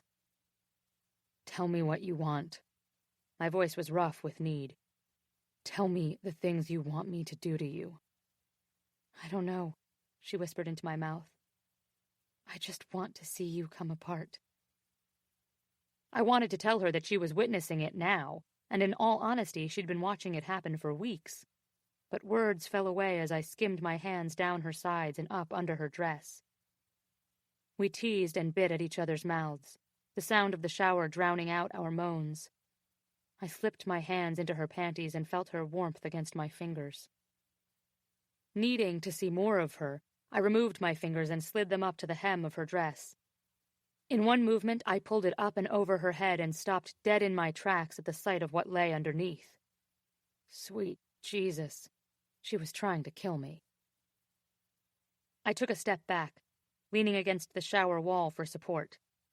She stood before me, soaking wet in white lace panties that tied on the side with a satin bow. Her nipples were hard and visible beneath the matching bra, and I couldn't stop myself from reaching out to touch them. "Fuck, you are so beautiful," I said, running my fingertips along her taut breasts. A visible shiver ran through her, and my hand traveled upward, across her collarbone, along her neck, and finally to her jaw. We could fuck right here, wet and slippery against the tile, and maybe we would later. But right now I wanted to take my time. My heart sped up at the thought that we had an entire night ahead of us. No rushing out or hiding, no bitter fighting and guilt. We had one whole night alone, and I was going to spend the entire time with her, in a bed. I reached behind her and turned off the shower. She pushed against me, pressing her body further into mine. I cradled her face in my hands and kissed her deeply, my tongue sliding easily against hers. Her hips rocked against me, and I pushed the shower door open, holding on to her as we stepped out. I couldn't seem to stop touching her skin. Down her back, over the gentle curve of her backside, back up again along her sides to her breasts. I needed to feel, to taste every inch of her skin. Our kiss never broke as we made our way out of the bathroom, stumbling clumsily while we desperately tore at our remaining clothes. I kicked off my wet shoes as I backed her into the bedroom, her hands raking along my stomach as she reached for my belt. Guiding her, I was quickly free of my pants and boxers. In a rush, I kicked them to the side, where they landed in a wet pile. I traced along her ribs with my knuckles before sliding to the clasp of her bra, releasing it and practically ripping it off her body. Pulling her closer, I groaned into her mouth as her hard nipples grazed my chest. The tips of her wet hair tickled my hands as they roamed her naked back, felt electric against my skin. The room was dark, the only illumination coming from the small sliver of light that crept out from the bathroom door and the moon in the night sky. The back of her knees hit the bed, and my hands ran down to the last piece of clothing between us. My mouth moved from her lips, down to her neck, and across her breasts and torso. I placed soft, biting kisses across her stomach and finally to the white lace that hid the rest of her from view. Sliding to my knees in front of her, I looked up and met her eyes. Her hands were in my hair, running her fingers through the messy, wet strands. Reaching out, I took one delicate satin ribbon between my fingers and pulled, watching it slide off her hip. A look of confusion crossed her face as I continued running my fingers along the lace edge of the other side and did the same. The fabric fell from her body undamaged until she was completely naked before me. I might not have destroyed them, but she could be damn sure I planned to take these pretties with me. She laughed, seeming to read my mind.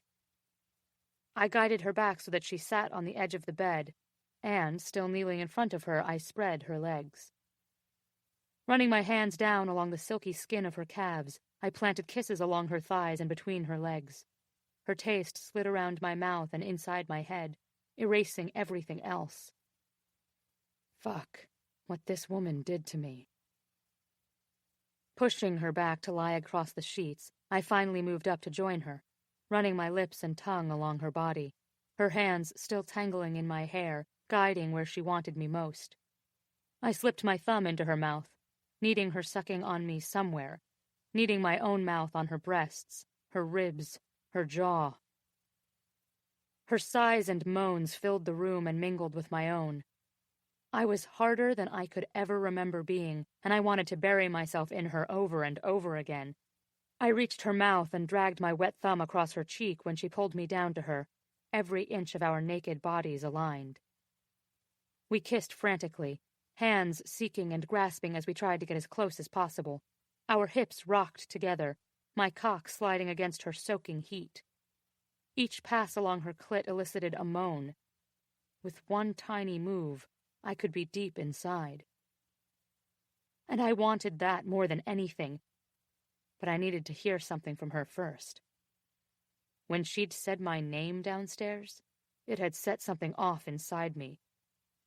I didn't understand it yet, didn't know if it meant something I wasn't completely ready to explore, but I knew I needed her to say it, to hear it was me she wanted. I needed to know that for tonight, she was mine. I am fucking dying to be inside you right now, I whispered into her ear. Her breath caught and a deep moan escaped her lips. Is that what you want? Yes, she whimpered, her voice pleading and her hips rocked higher off the bed in search of me. My tip grazed her entrance, and I clenched my jaw, wanting to prolong this. Her heels ran up and down my legs, finally locking around my waist. I took each of her hands and placed them above her head, entwining our fingers. Please, Bennett, she begged. I'm losing my mind. I lowered my head so our foreheads touched, and I finally pushed deep inside her. Oh, fuck, she moaned. Say it again. I was becoming breathless as I began to move in and out of her. Bennett, fuck. I wanted to hear it again and again. I pulled myself up on my knees and began thrusting into her more steadily, both of our hands still entwined. I can't get enough of this. I was getting close and I needed to hold out. I'd been away from her too long, and nothing I'd fantasized about while she was away compared to this. I want you like this every day, I growled against her damp skin. Like this, and bent over my desk, on your knees, sucking my dick. Why? She hissed between clenched teeth. Why do I love it when you talk to me like that? You're such a prick. I lowered myself onto her again, laughing into her neck. We moved together effortlessly, sweat-slicked skin sliding against skin. With each thrust, she raised her hips to meet me, her legs around my waist, pulling me deeper. I was so lost in her that time seemed to stop.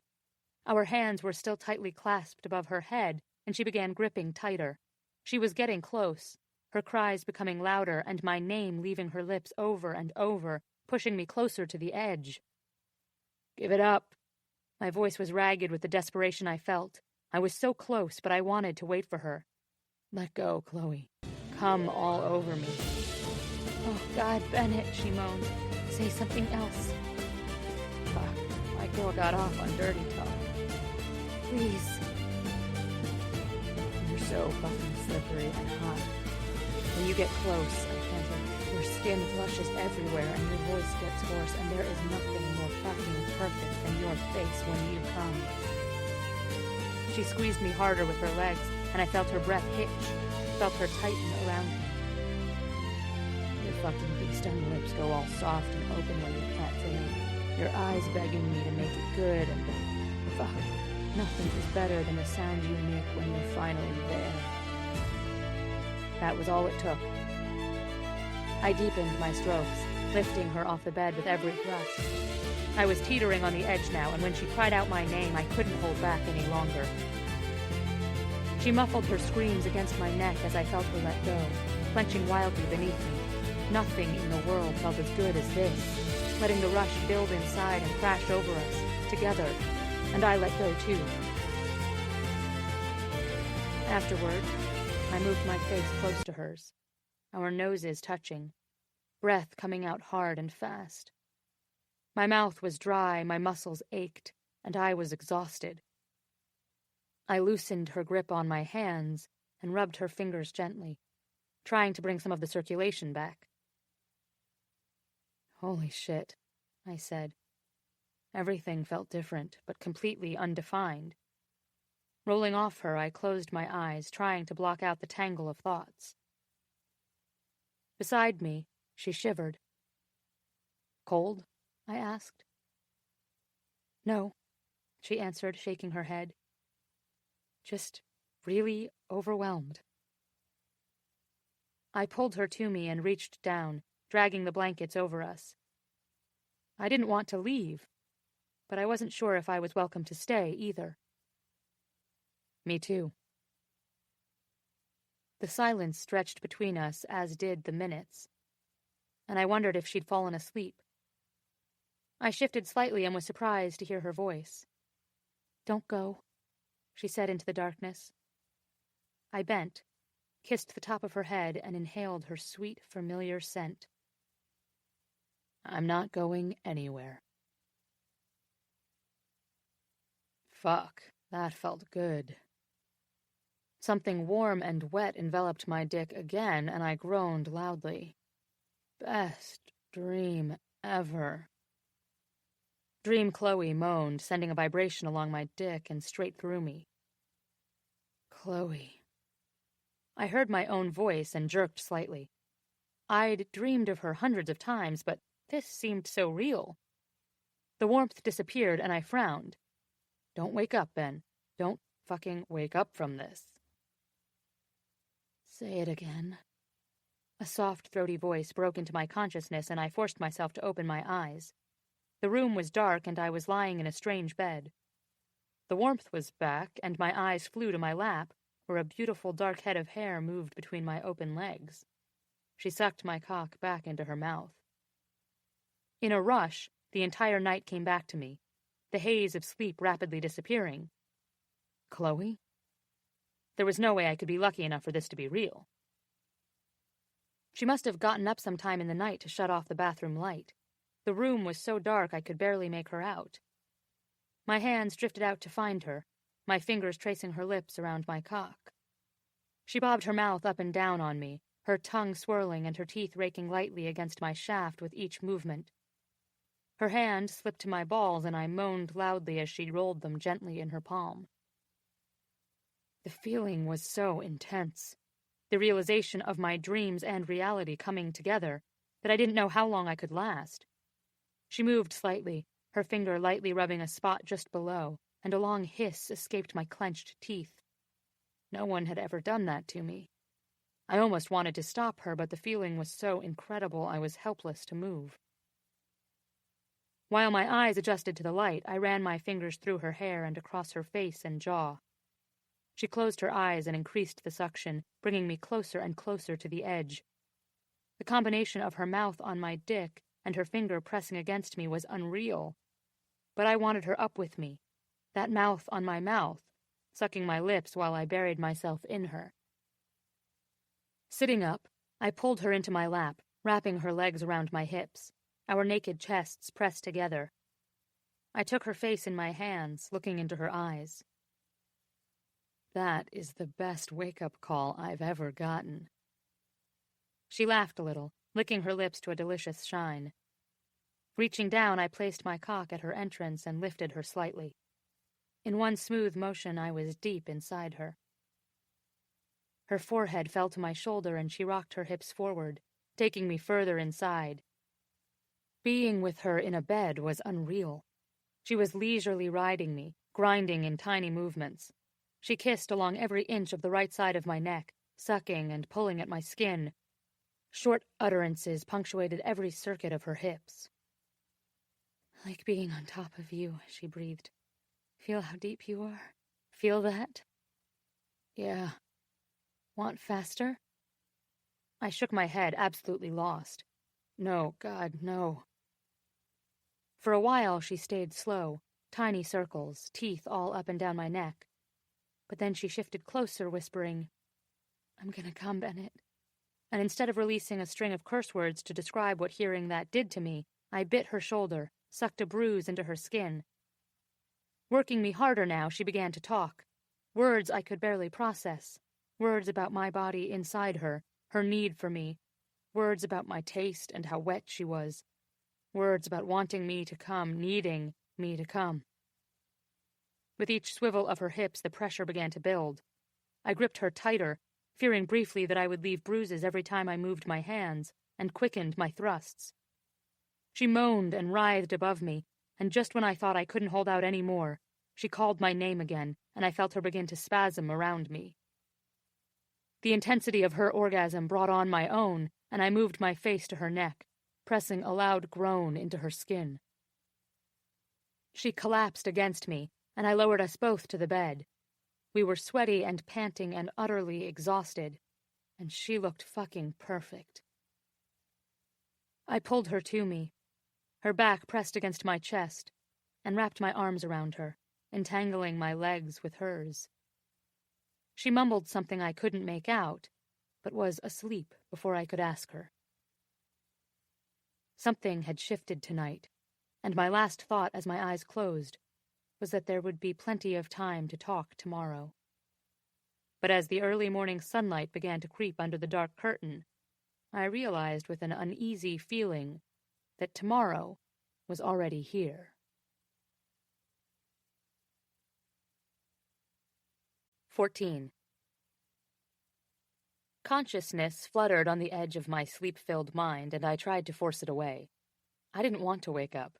I was warm and comfortable and content. Vague visions of my dream passed behind my closed eyes as I snuggled into the warmest, best-smelling blanket I'd ever slept in. It snuggled back.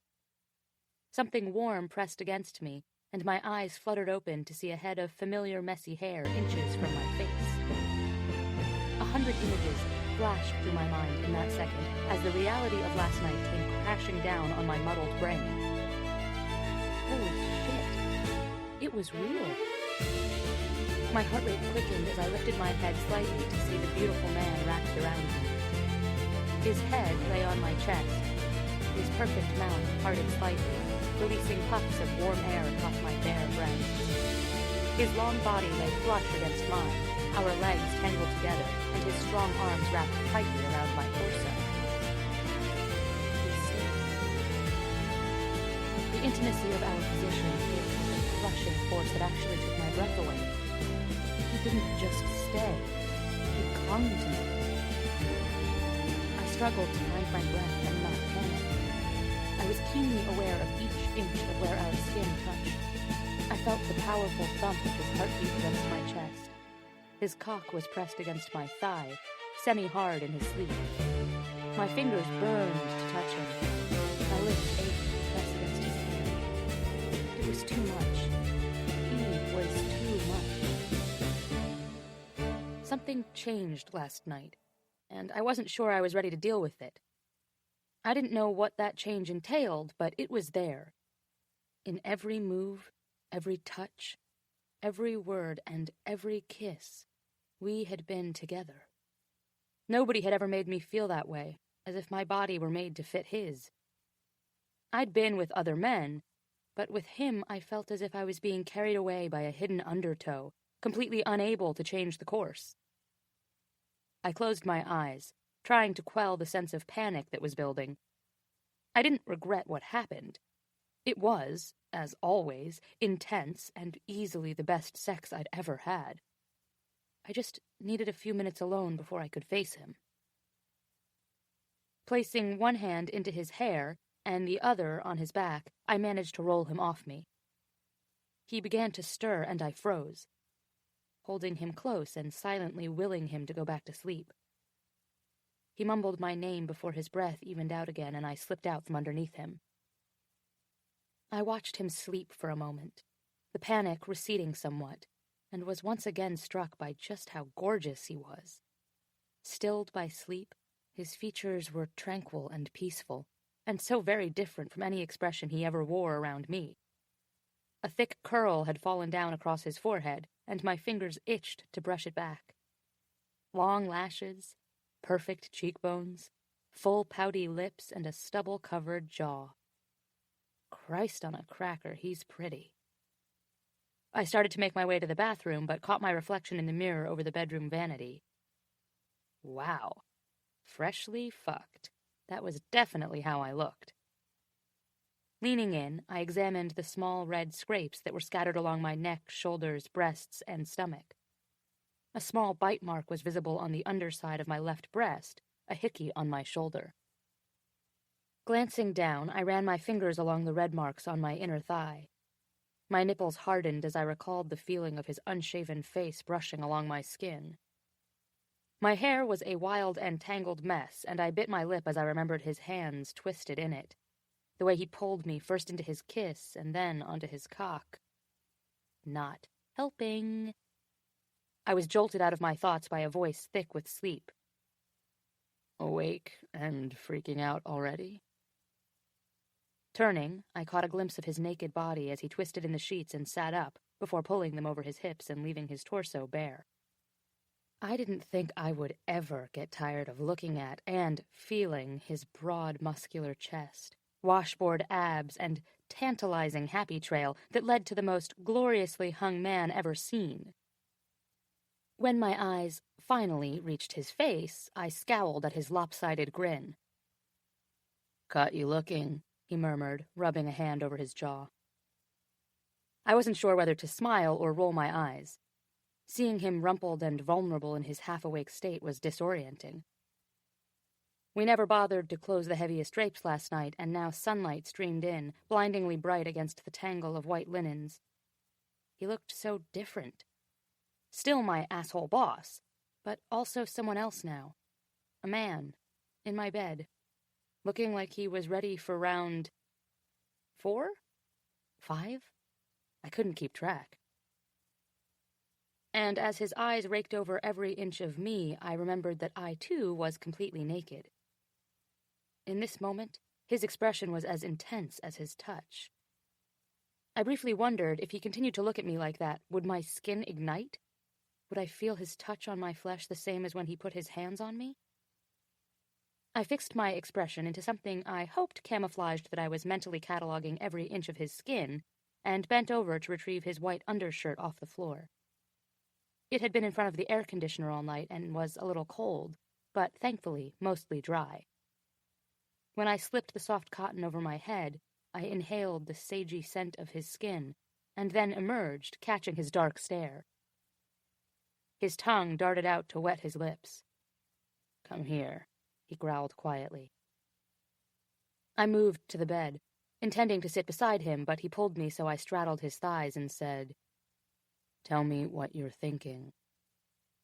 He wanted me to condense 1,000,000 thoughts into a single sentence? The man was insane. So I opened my mouth and let the first thought out. "You said you haven't been with anyone since we were first together." I stared at his collarbone so I wouldn't have to look him in the eye. "Is that true?" Finally, I looked up. He nodded and slipped his fingers beneath the undershirt, running his hands slowly from my hips to my waist. "Why?" I asked. He closed his eyes, shook his head once. "I haven't wanted anyone else." I wasn't sure how to interpret that. Did he mean he hadn't met anyone he wanted but was open to it? "Are you usually monogamous if you're sleeping with someone?" He shrugged. "If that's the expectation." Bennett kissed along my shoulder, to my collarbone and up my neck. I reached around him, grabbing the complimentary bottle of water on the nightstand and taking a sip before handing it to him. He finished it in a few long swallows. "Thirsty?" I was, feeling a little hungry now. Not surprising, we haven't eaten in like... I stopped as he wiggled his eyebrows and grinned. I rolled my eyes, but they fell closed as he leaned forward and kissed me once, sweetly on the lips. Is monogamy the expectation here? I asked. After what happened last night, I think you need to tell me. I didn't know how to answer that. I wasn't even sure I could be with him like this, let alone be monogamous about it. The idea of how that would work made my head spin. Would we actually be friendly? Would he say good morning and mean it? Would he feel safe criticizing my work? He spread his fingers over my lower back, pressing me into his side and pulling me out of my rambling thoughts. Never take this off, he whispered. Deal. I leaned back to give his mouth better access to my throat. I'll wear this and nothing else down to the poster session this morning. His laugh was low and playful. Like hell you will. What time is it? I asked, trying to see behind him to the clock. Don't give a shit. His fingertips found my breast and slipped back and forth over the soft underside. But in the process of leaning away from him, I'd exposed the skin just above his hip. What the hell? Was that a tattoo? What is... I could barely form the words. Pushing him away slightly, I looked up to meet his eyes before returning them to the mark. Right below his hip bone was a string of black ink, words written in what I guessed was French. How the hell had I missed that? I thought back briefly to all the times we'd been together. We'd always been rushed, or in the dark, or in only a state of semi-undress. It's a tattoo, he said, bemused, pulling back a bit and trailing his fingers over my navel. I know it's a tattoo, but what does it say? Mr. Serious Business had a fucking tattoo. Another piece of the man I thought I knew fell away. It says, Je ne regrette rien. My eyes flew to his, my blood heating at the sound of his voice dissolving into a perfect French accent. What did you say? He definitely smirked. Je ne regrette rien. He spoke each word slowly, emphasizing every syllable. It had to be the sexiest fucking thing I'd ever heard. Between that and the tattoo and the fact that he was completely naked under me, I was going to spontaneously combust. Isn't that a song? He nodded. It's a song, yes. Laughing quietly, he said, You might think I'd regret that one drunken night in Paris, thousands of miles from home, without a single friend in the city. I decided to go get a tattoo. But no, I don't even regret that. Say it again, I whispered. He moved closer, hips rolling against mine, his breath hot in my ear, and whispered it again. Je ne regrette rien. Do you understand? I nodded. Say something else. My breasts were heaving with each labored breath, my sensitive nipples grazing against the cotton of his shirt. Bending slightly, he kissed my ear, saying, Je suis à toi. His voice was strained and gravelly as he held himself up for me, and I put us both out of our misery, sinking down over him with a groan and loving the depth of this position again. He whispered a single profane syllable over and over, staring up at me. Instead of clutching my hips, his hands fisted the shirt at my sides. It was so easy, so natural between us that it somehow just added to the space of uneasiness that I couldn't seem to shake. Instead of focusing on that, I focused on his quiet grunts into my mouth. I focused on the way he sat us up abruptly and sucked on my breasts through his shirt, exposing the pink beneath. I got lost in his urgent fingers on my hips and thighs, his forehead pressed to my collarbone as he got closer. I got lost in the feel of his thighs under me, his hips moving faster and harder to meet every one of my movements. Flipping me over, he spread his hand flat on my chest, hips stilling. Your heart is pounding. Tell me how fucking good this feels. Instinctively, I relaxed when I looked up at his cocky grin. Did he know I needed some reminder of who we'd been less than a day ago? You're doing that talking thing again, Stop. His smile widened. You love my talking. You especially love it when it coincides with my dick being in you. I rolled my eyes. What gave that away? The orgasms? The way I ask you for it? Good sleuthing.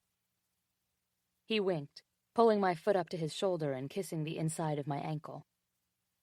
Have you always been this way? I asked, tugging uselessly on his hips. I hated to admit it, but I wanted him moving. When he was still, it teased. It was sore. It felt incomplete. When he moved, I just wanted time to freeze. I pity the females whose discarded egos litter the path. Bennett shook his head, leaning over me and propping himself up on his hands. Mercifully, he started moving, hips shifting forward and up, pushing deep into me. My eyes rolled closed. He hit the perfect spot again and again and again.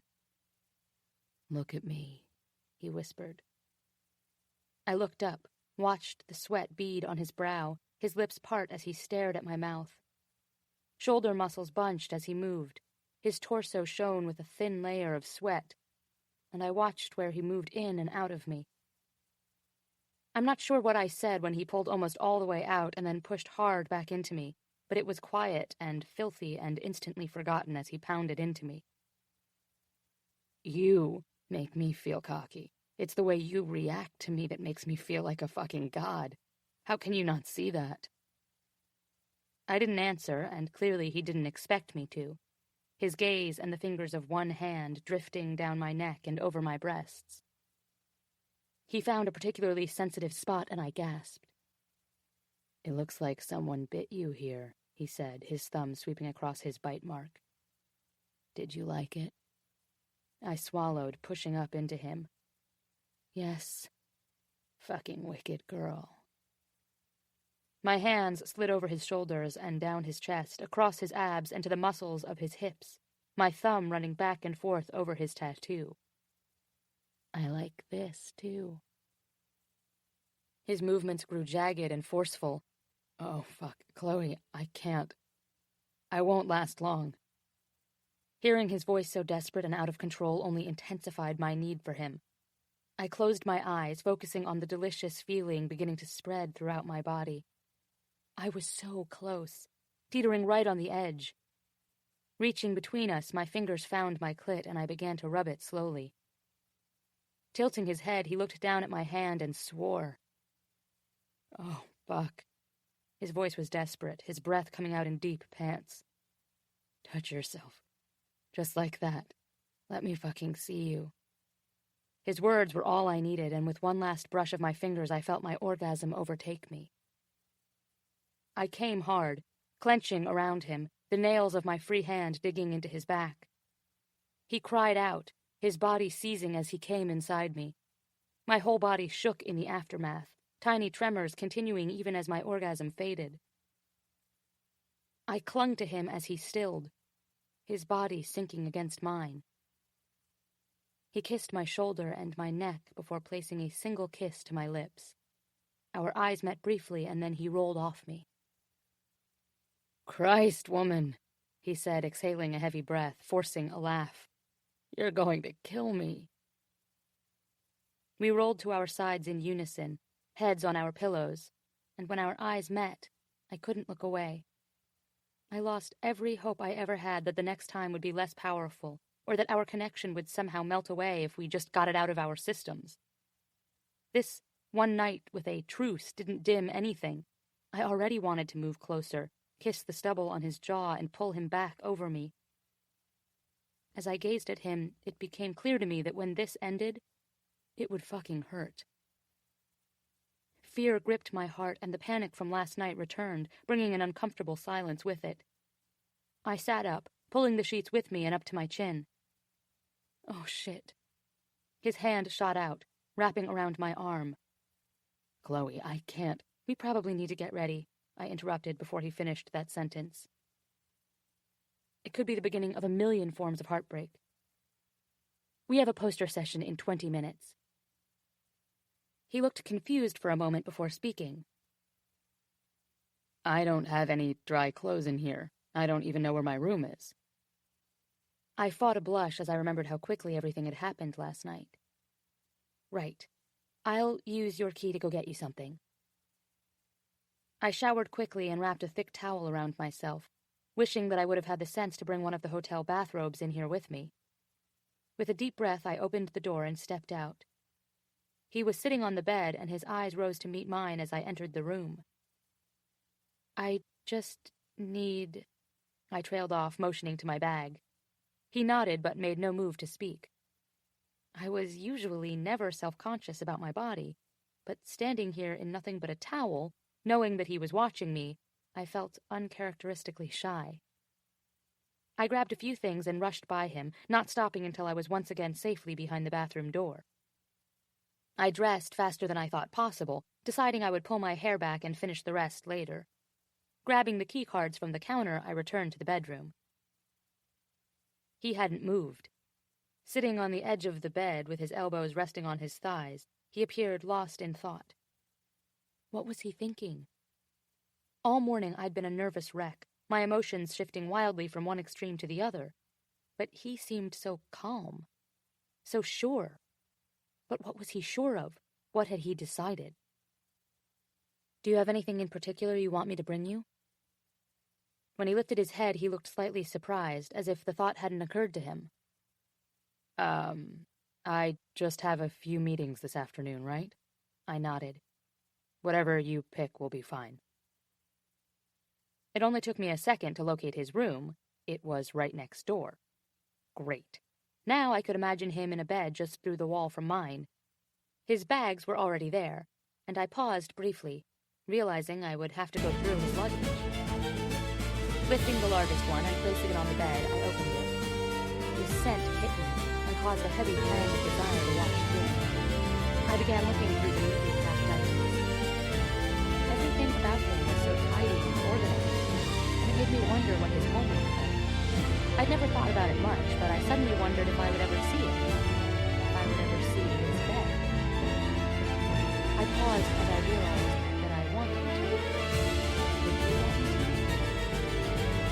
It struck me that I was stalling, and I continued searching through his clothes before finally settling on a charcoal helmet-lang suit, white dress shirt, black zip tie, boxers, socks, and shoes. Putting everything back where it belonged, I gathered up his clothing and put it in my room. I was unable to stifle my nervous laughter as I walked into the hall, shaking my head over the sheer absurdity of the situation. Thankfully, I managed to compose myself as I reached my door. I made it 2 steps inside before I closed. He stood in front of the open window, awash in morning sunlight. Each beautiful line of his chiseled form was accentuated in perfect detail by the shadows cast across his body. A towel hung indecently low on his hips, and there, poking out just above it, was the tattoo. See something you like? I reluctantly returned my attention to his face. My eyes drifted back down to his hip as if pulled by a magnet. I said, did you see something you like? He crossed the room, stopping just in front of me. I heard you, I said, glaring. And no, just lost in thought. And what exactly were you thinking? He reached out, moving a piece of my damp hair behind my ear. Just that simple touch caused my stomach to jump. That we have a schedule to keep. He moved a step closer. Why don't I believe you? Because you're self-absorbed, I suggested, meeting his gaze. He quirked an eyebrow and watched me for a moment before taking his clothing from my hands and placing it on the bed. Before I could move, he pulled the towel from his hips and tossed it to the side. Sweet mother of God. If there was a finer specimen of man on this earth, I'd pay big money to see it. Picking up his boxers, he began to step into them before he stopped, looking at me. Didn't you just say we had a schedule to keep? He questioned, eyeing me humorously. Unless, of course, you see something you like. Son of a... I narrowed my eyes and turned quickly, returning to the bathroom to finish getting ready. As I dried my hair, I couldn't get past the unsettling feeling that he was trying to say something more important than, look at my naked body some more. Before I could even untangle my own emotions, I was trying to guess at his. Was I worried he would want to leave? Or stay? When I returned to the bedroom, he was already dressed and waiting, looking out the large window. He turned, walked to me, and placed his warm hands on my face, staring at me intently. "I need you to listen to me." I swallowed. "Okay." "I don't want to walk out that door and lose what we found in this room." His simple words rocked me. He wasn't declaring, he wasn't promising, but he said exactly what I'd needed to hear. We might not know what was happening, but we wouldn't leave it unfinished. Letting out a shaky breath, I brought my hands to his chest. "I don't either, but I also don't want your career to swallow mine." "I don't want that either." I nodded, feeling like words tangled my thoughts, and I was unable to think of anything articulate to add. "Okay then," he said, looking me up and down. "Let's go." 15. The theme of the conference this year was the next generation of marketing strategy, and as a way to embrace the new generation, the organizers had scheduled a poster session for students getting their degrees. Most students from Chloe's program were here, standing straight and eager beside their poster boards. In fact, presentation at this venue was considered a requirement for Chloe's scholarship, but I had applied for an exception for her, given the size and confidential nature of the Papadakis account, her primary project. No other student here was managing a $1 million deal. The scholarship board had been happy to grant the exception, practically drooling over the prospect of putting Chloe's success story in their program brochure once the design was completed, signed, and released publicly. But, although she had no presentation at the meeting, she insisted on walking through every aisle and looking at every poster. Given that I was apparently incapable of being more than 4 fucking feet away from her, and didn't have a meeting until 10, I followed her around the entire time, counting posters, 576, and staring at her ass, perky, fun to spank, currently wrapped in black wool. She'd mentioned in the elevator that her best friend Julia provided a majority of the wardrobe I loved/hated. This morning's selection of a fitted pencil skirt and deep blue blouse was now also on my list. I tried a couple of times to convince Chloe that we needed to go back to the room to get something, but she'd only raised an eyebrow and asked, "Get something or get some?" I'd ignored her, but now I wished I'd admitted I needed one more round before conferencing. I wondered if she'd have gone for it. "Would you have gone back to the room?" I asked into her ear as she carefully read an undergraduate poster on a rebranding idea for some small cellular company. Graphs were taped to the poster board, for crying out loud. "Shh. Chloe, you're not going to learn anything from this poster. Let's go get a cup of coffee, and maybe a blowjob in the bathroom." "Your father told me it was impossible to predict where I'd get my best ideas, and to read everything I could find. Besides, these are my student colleagues." I waited, toying with a cufflink, but she apparently wasn't going to address the latter part of what I'd said. "My dad doesn't know what he's talking about." She laughed, appropriately. Dad had been on every top 25 list of CEOs practically since before I was born. "It doesn't have to be a blowjob. I could fuck you against a wall," I whispered, clearing my throat and looking around to be sure no one was near enough to hear. "Or I could lay you down on the floor, spread you wide, and make you come against my tongue." She shivered, smiled at the student near the next poster, and walked closer to read it. The man held his hand out to me. "Excuse me, but are you Bennett Ryan?" I nodded, distracted as I shook his hand, watching Chloe move farther away. The aisle we were in was practically deserted, but for the students standing near the posters. Even they had begun to wander off to more interesting areas of the room, where larger companies, conference sponsors mostly, had put together shiny, trademark-filled posters in the interest of getting the inaugural student-led session off the ground successfully. Chloe bent and wrote something on her notepad. Rebranding for Jenkins Financial? I stared at her hand and then up at her face, fixed in a thoughtful expression. The Jenkins Financial account wasn't one of hers. It wasn't even one I handled.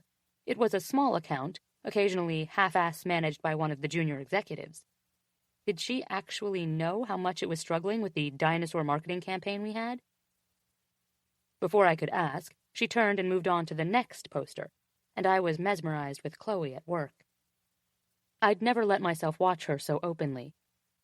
The surreptitious stalking I had done only told me she was brilliant and driven, but I never realized the breadth of her company knowledge before. I wanted to compliment her somehow, but the words got tangled in my head and a strange defensiveness surged in my chest, as if to praise her work would somehow break strategy. "Your penmanship has improved." She smiled up at me, clicking the end of her pen. "Fuck off." My dick twitched in my pants. "You're wasting my time here." "Then why don't you go glad hand some executives over in the reception hall? They have breakfast there, those little chocolate muffins you pretend not to like." "Because it's not what I feel like eating." A small grin pulled at her lips. She watched my face as another student introduced herself to me. "I've followed your career ever since I can remember," the woman said, breathless. "I heard you speak here last year." I smiled, shook her hand as briefly as I could without appearing rude. "Thanks for saying hello." We moved to the end of the aisle, and I wrapped my hand around Chloe's elbow. "I have 1 more hour until I have a meeting. Do you have any idea what you do to me?" Finally, she looked up. Her pupils were so large her eyes turned nearly black, and she licked her lips into a wet, decadent pout. "I suppose I need you to take me upstairs so you can show me." Chloe was still looking for a new pair of panties when I was already 5 minutes late to my 1 o'clock. It was with Ed Gugliotti, a marketing executive for a smaller Minneapolis firm. We used Ed's firm to subcontract smaller jobs, and had a more significant project we were thinking of passing off to him to see how they handled it. As I zipped my pants, I reminded myself that Ed was himself pathologically late.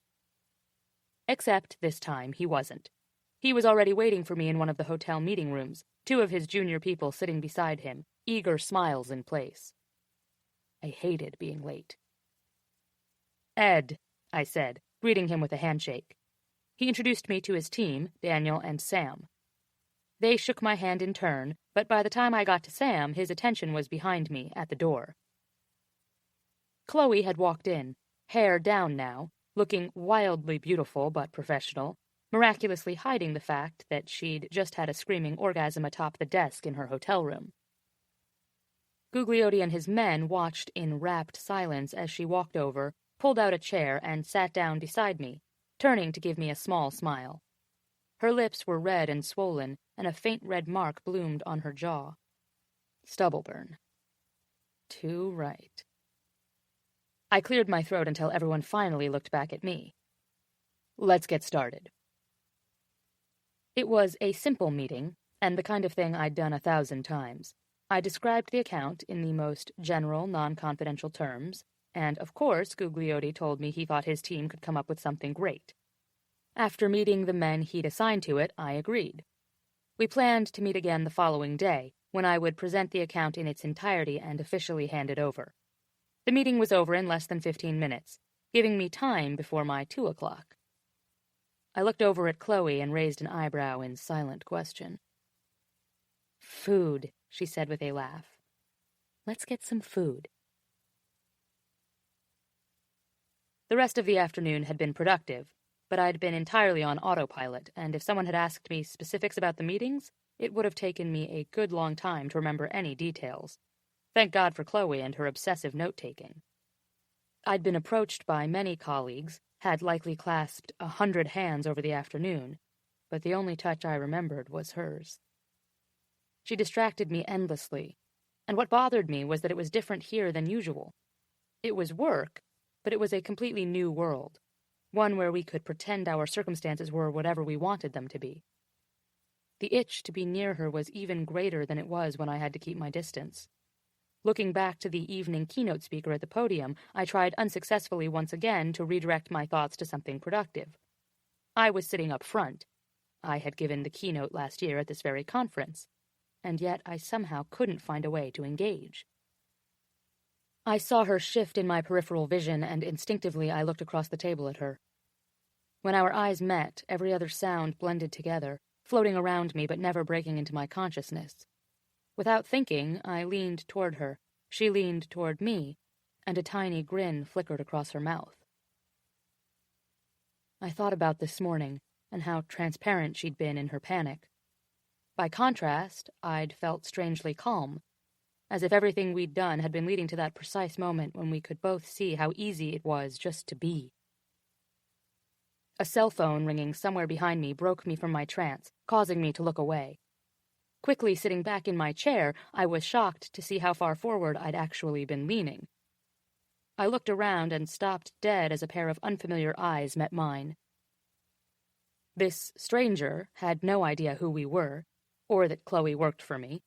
He'd only glanced at us and quickly looked away. But in that moment, every bit of guilt I'd been suppressing hit me. Everyone knew who I was. No one here knew her. And if it ever got out that we were fucking, the judgment of an entire community would follow her around for the rest of her career. A quick glance back at Chloe told me she could see panic written all over my face. I spent the rest of the lecture staring forward, not giving her another glance. "Are you okay?" she asked in the elevator, breaking the heavy silence that had accompanied us for 14 floors. "Yeah, just..." I scratched the back of my neck and avoided her eyes. "Just thinking." "I'm going out with some friends tonight." "That sounds like a good idea." "You have dinner with Stevenson and Newberry at 7.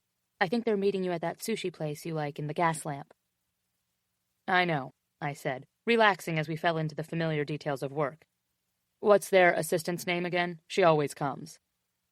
"Andrew." I looked over at her, confused. That's a touch manlier than I was expecting.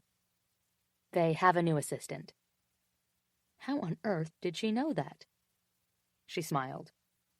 "He was sitting next to me at the keynote and asked if I'd be at the dinner tonight." I wondered if his was the pair of unfamiliar eyes that caught me staring at Chloe, and he asked because of the way I looked at her. I stuttered out a few sounds before she interrupted me. "I told him I had other plans." My unease returned. I wanted her with me tonight, and soon she wouldn't be my intern anymore. Could I be her lover then? Could I still be her boss now? "Did you want to come?" She shook her head, looking up at the doors as we reached the 30th floor. "I think I should probably go do my own thing." The short drive back from the restaurant was quiet and lonely, with only my jumbled thoughts to keep me company. I made my way through the large lobby to the elevator and robotically moved to Chloe's room before remembering I wasn't actually staying with her. I couldn't remember which room was mine, and tried 3 on the floor before giving up and checking back in at the reception desk. When I returned, I realized my room was just next to hers. It was a mirror image of her room, but completely different in all of the ways that couldn't be seen. This shower hadn't washed away our pretenses last night. We hadn't slept together, curled around each other in this bed.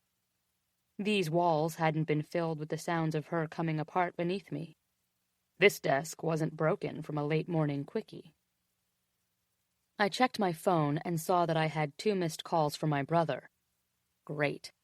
Normally, I would have already spoken to my father and brother several times, telling them about meetings or potential clients I'd met.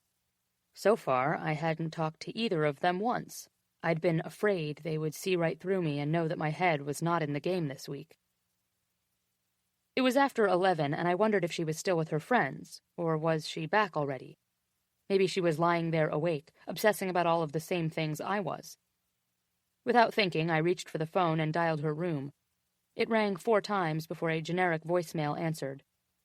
I hung up and tried her cell. She answered on the first ring. "Mr. Ryan?" I winced. She was with other students. Of course, she wouldn't call me Bennett now.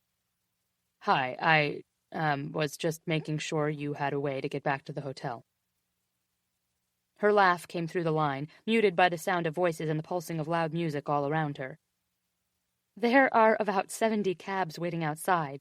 I'll just grab one of those when we're done. When will that be? When Melissa finishes this drink, and probably another, and when Kim decides she's done dancing with every filthy man-whore here. So you can expect me back sometime between now and tomorrow morning at 8. Are you being a wise-ass? I asked, feeling a grin spread across my face. Yes. Fine, I said, exhaling heavily. Just text me when you get back safe. She was quiet for a beat and then said, I will. I hung up and dropped my phone on the bed beside me, staring at the floor for probably an hour. I didn't even know what to do with myself. Finally, I got up and walked back downstairs. I was still in the lobby when she came back at 2 in the morning, cheeks bright and smile firmly in place as she dropped her phone into her purse. My phone buzzed in my hand and I glanced down. I'm back safe. I watched her walk past the reception desk and directly toward where I sat near the bank of elevators. She stopped when she saw me, bleary-eyed in my rumpled suit. I was sure my hair was a fucking joke because I'd been worried sick. I suddenly had no idea what I was doing waiting for her like an anxious spouse. I only knew I couldn't be the one to decide we wouldn't work, because deep down, I wanted to figure it out. Bennett, she said, glancing at her friend who waved and walked to the elevator. I didn't give a damn what the friend was thinking, but I could feel her stare on us until she got into the elevator. Chloe was wearing a tiny black dress and heels I wanted to petition become a uniform until her internship ended. Thin straps crisscrossed all the way from her pink-painted toes midway up her shins. I wanted to peel the dress from her body and fuck her into the couch, gripping those heels for leverage. Hey, I mumbled, mesmerized by the miles and miles of bare leg in front of me. She walked closer, stopping just a few inches away. What are you doing down here? Waiting. I struggled to hide how she affected me, how my present thoughts could barely be torn from the fantasy of my fists in her hair, the way my thumbs could completely cover her small pink nipples, or how her clit was the softest part of any body I'd ever touched. I wanted to taste her from her toes to her earlobes, telling her every thought I had on the way. Are you drunk? I shook my head. Not the way you mean. Someone saw me looking at you earlier. I know. She reached up, ran her fingers through my hair. At the keynote, I saw your face. I panicked. Chloe didn't say anything in response to that. She just laughed a soft, husky sound. I'm not worried about how it looks for me. I'm worried about how it looks for you, I said. I heard her sharp inhale, felt her fingers tighten in my hair. When I looked up at her face, she looked bewildered. How could she not know how infatuated I'd become? I was sure she could see it every time I looked at her. As always, I wanted to grip her from behind, spank her when she made a sound, pull her hair when I came, bite her breast again, drag my teeth over her spine, pinch the back of her thigh, and then smooth it over with the softest touch. But I also wanted to watch her sleep, and then watch her wake up and see me, and gauge her feelings from that first, unfiltered reaction. I was starting to see that this wasn't just sex, and it wasn't just working something out of my system. Sex was the fastest route to the deeper possession I needed. I was falling in love with her, and falling too fast and hard to easily find any footing. It was scary as fuck. I decided to give her the truth. I need another night. She sucked in a breath and stared, and only then did it occur to me that she could be feeling something very different than I was. Feel free to say no, I ran a hand through my hair and looked up at her. I just would really like to be with you again tonight. Greedy, aren't you? You have no idea.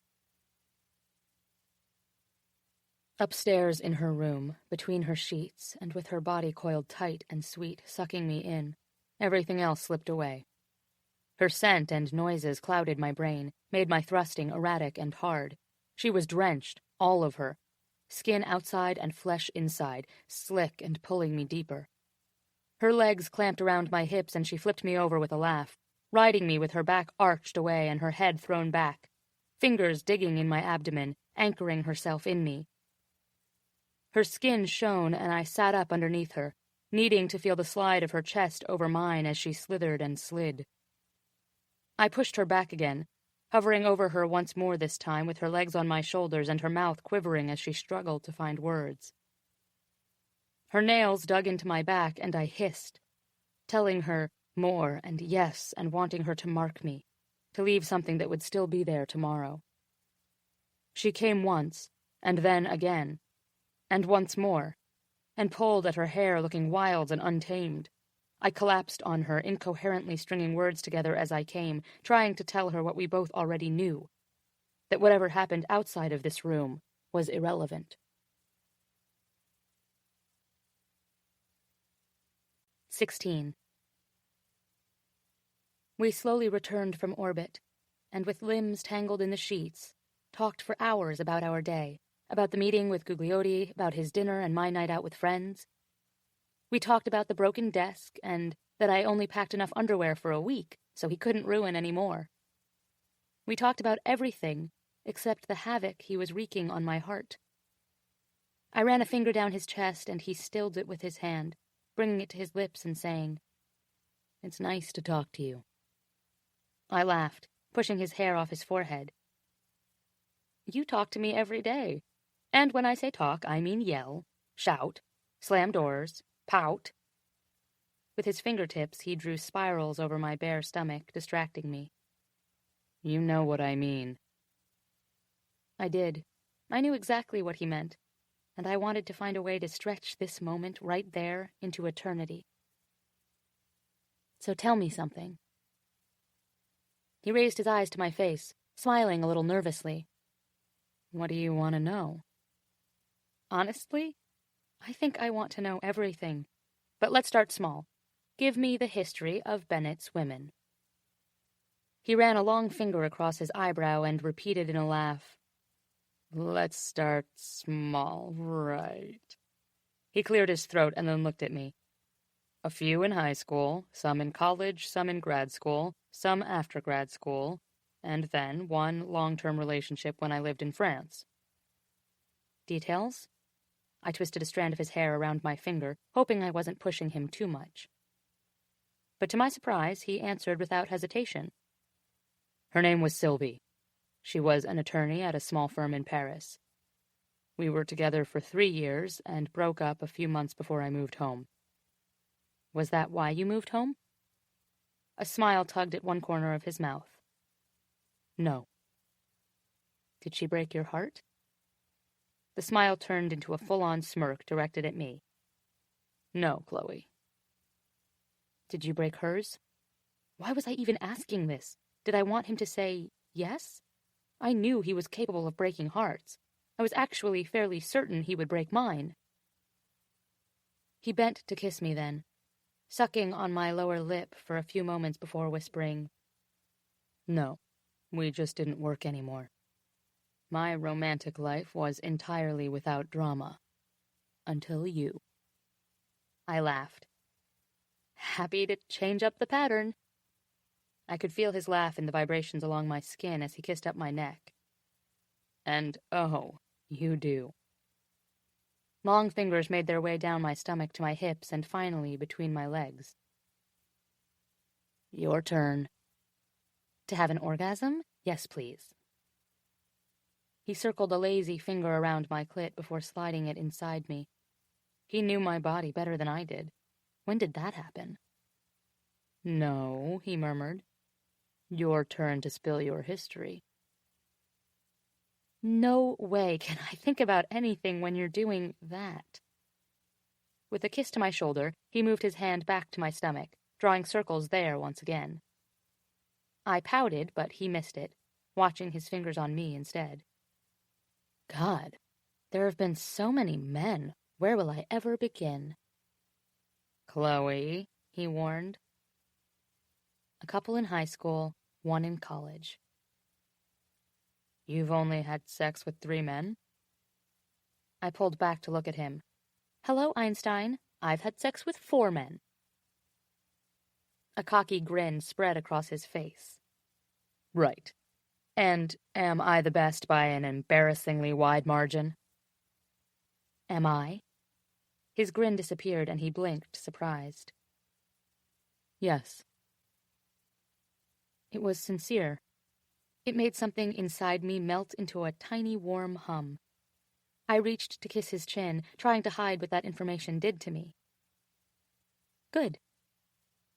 Kissing along his shoulder, I moaned happily.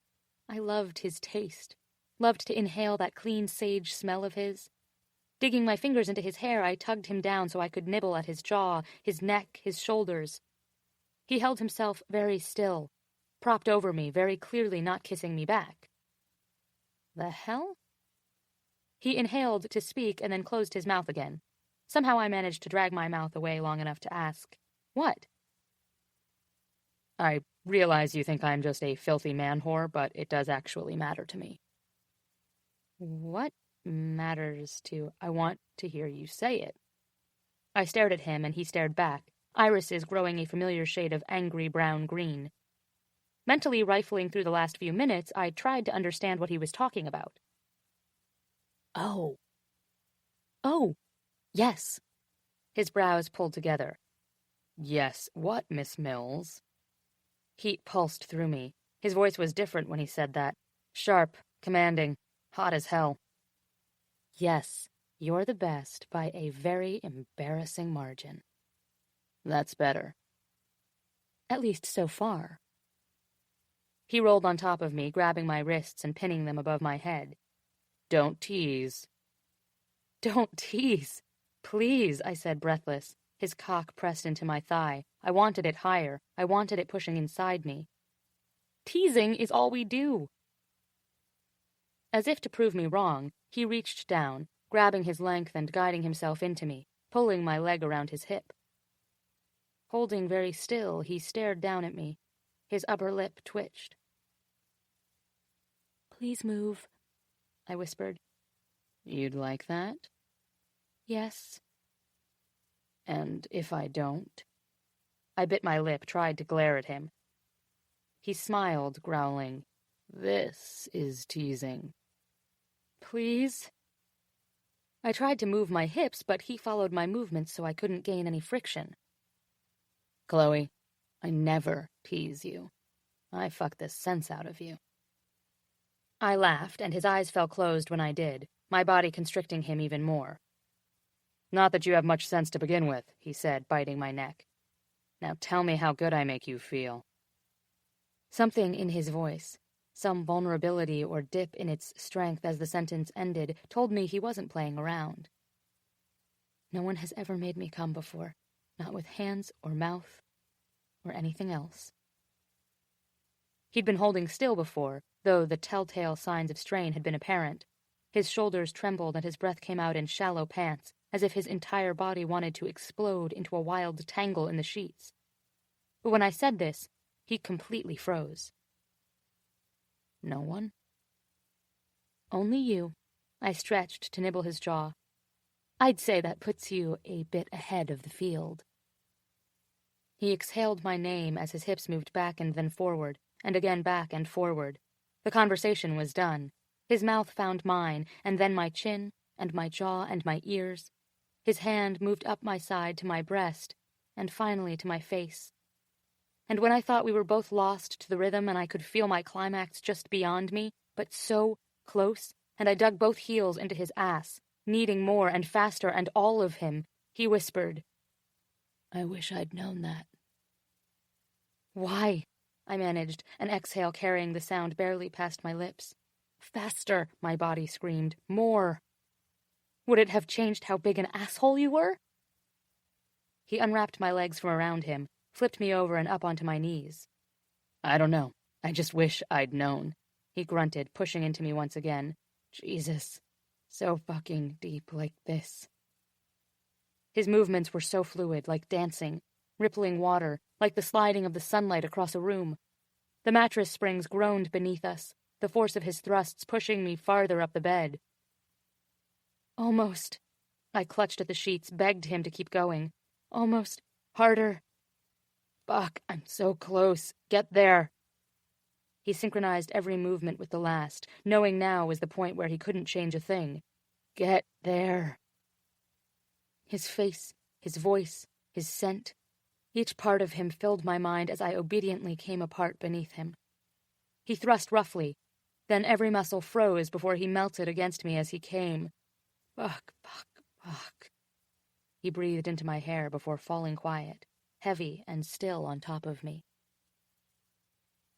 The air conditioner turned on with a rattle and then a steady drone.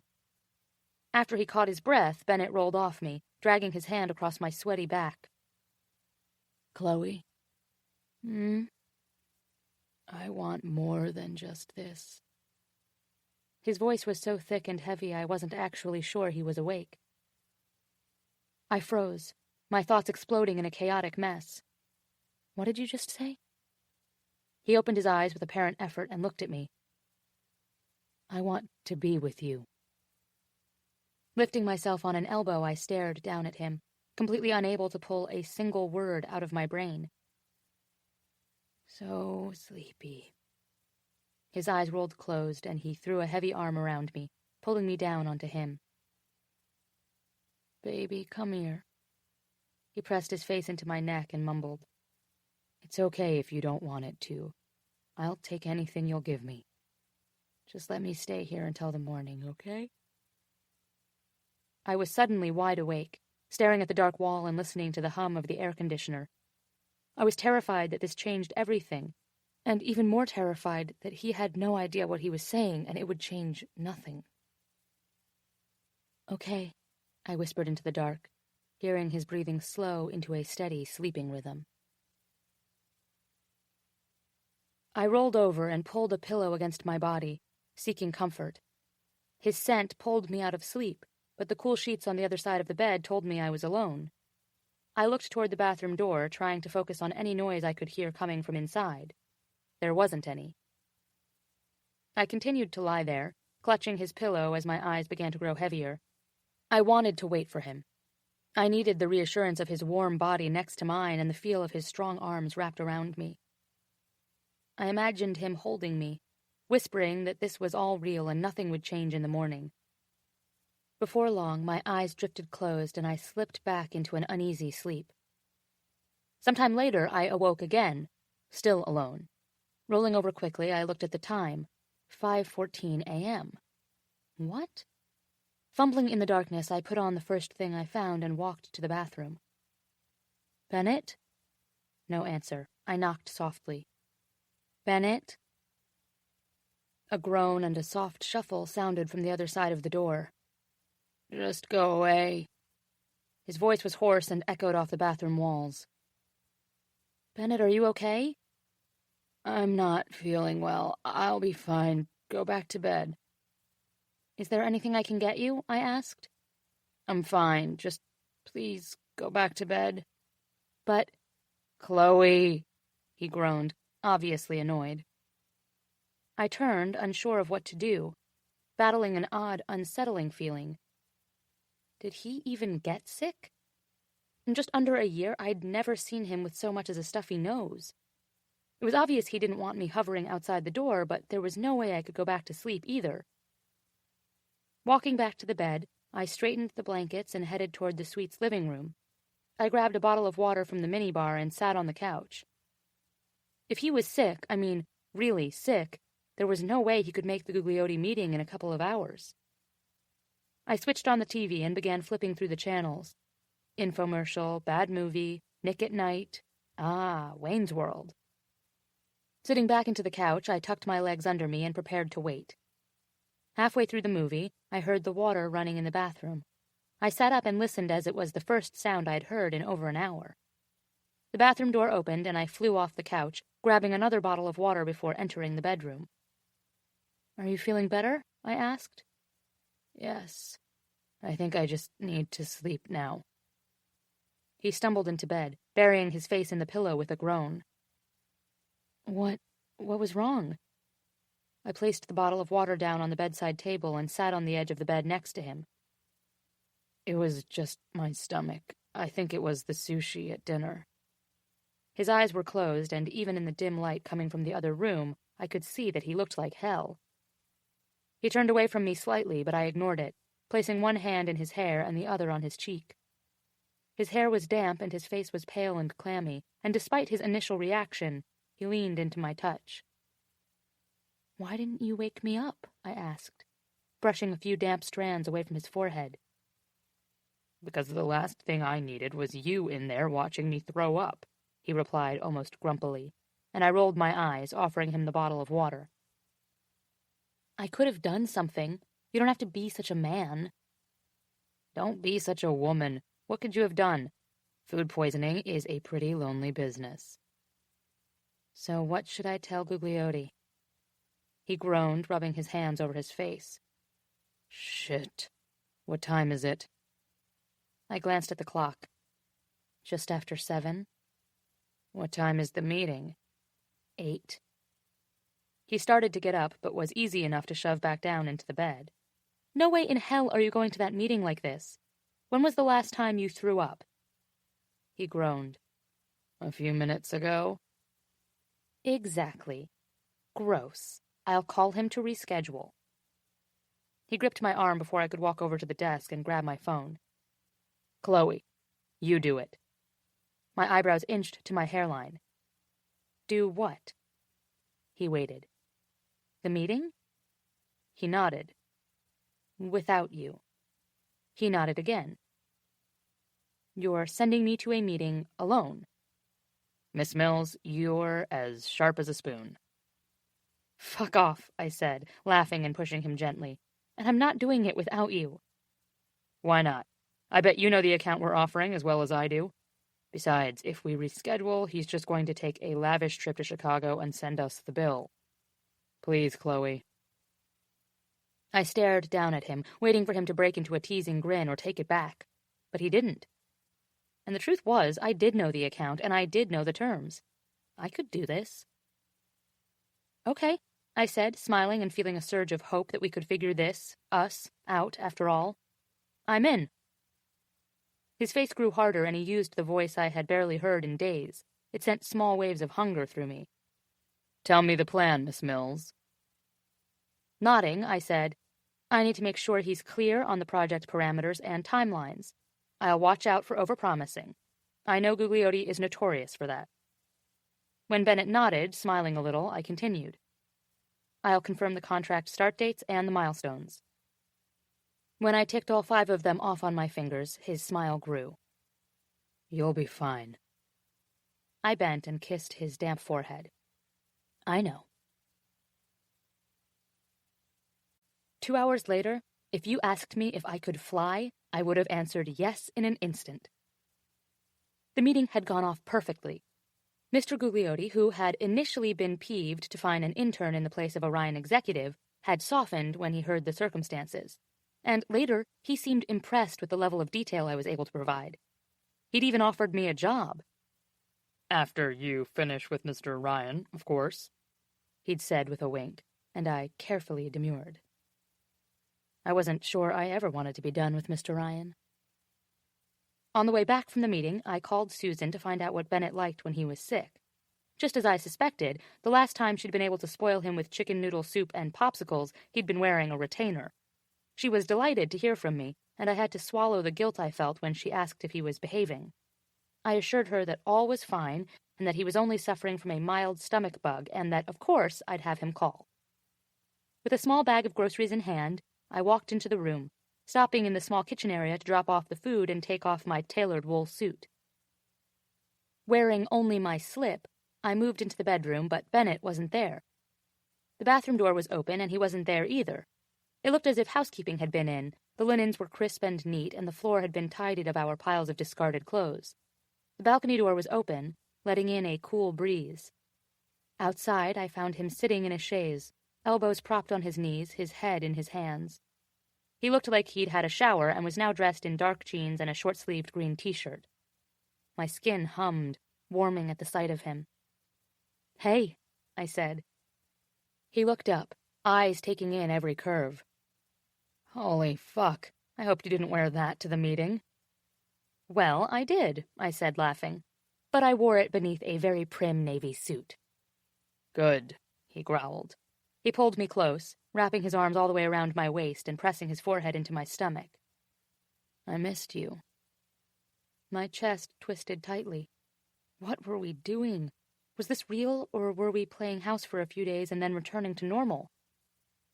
I didn't think I could do our normal after this, and wasn't sure I could see several steps into the future to how this all played out. "Ask him, Chloe." He looked up at me, his stare burning hot on my face as he waited for me to say something. "Are you feeling better?" I asked. Coward. His face fell, but he hid it quickly. "Much," he said. "How did the meeting go?" Although I was still on a high from the meeting with Gugliotti and was dying to tell him every detail, when he asked this, he removed his arms from my waist and sat back, leaving me feeling cold and hollow. I wanted to hit the rewind button and take us back 2 minutes to when he told me he'd missed me, and I could answer, "I missed you too."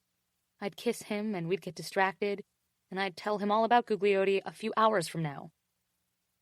But instead, I gave him every detail of the meeting, how Gugliotti reacted to me, and how I redirected his focus to the project at hand. I recounted every aspect of the discussion in such detail that by the end of my story, Bennett was laughing quietly. "My, you're wordy." "I think it went well," I said, stepping closer. "Put your arms around me again." But he didn't. He leaned back and gave me a stiff smile, the detached, beautiful bastard kind. "You were great, Chloe. I'm not at all surprised." I wasn't used to this kind of compliment from him. Improved handwriting, great blowjob. These were the things he knew how to notice.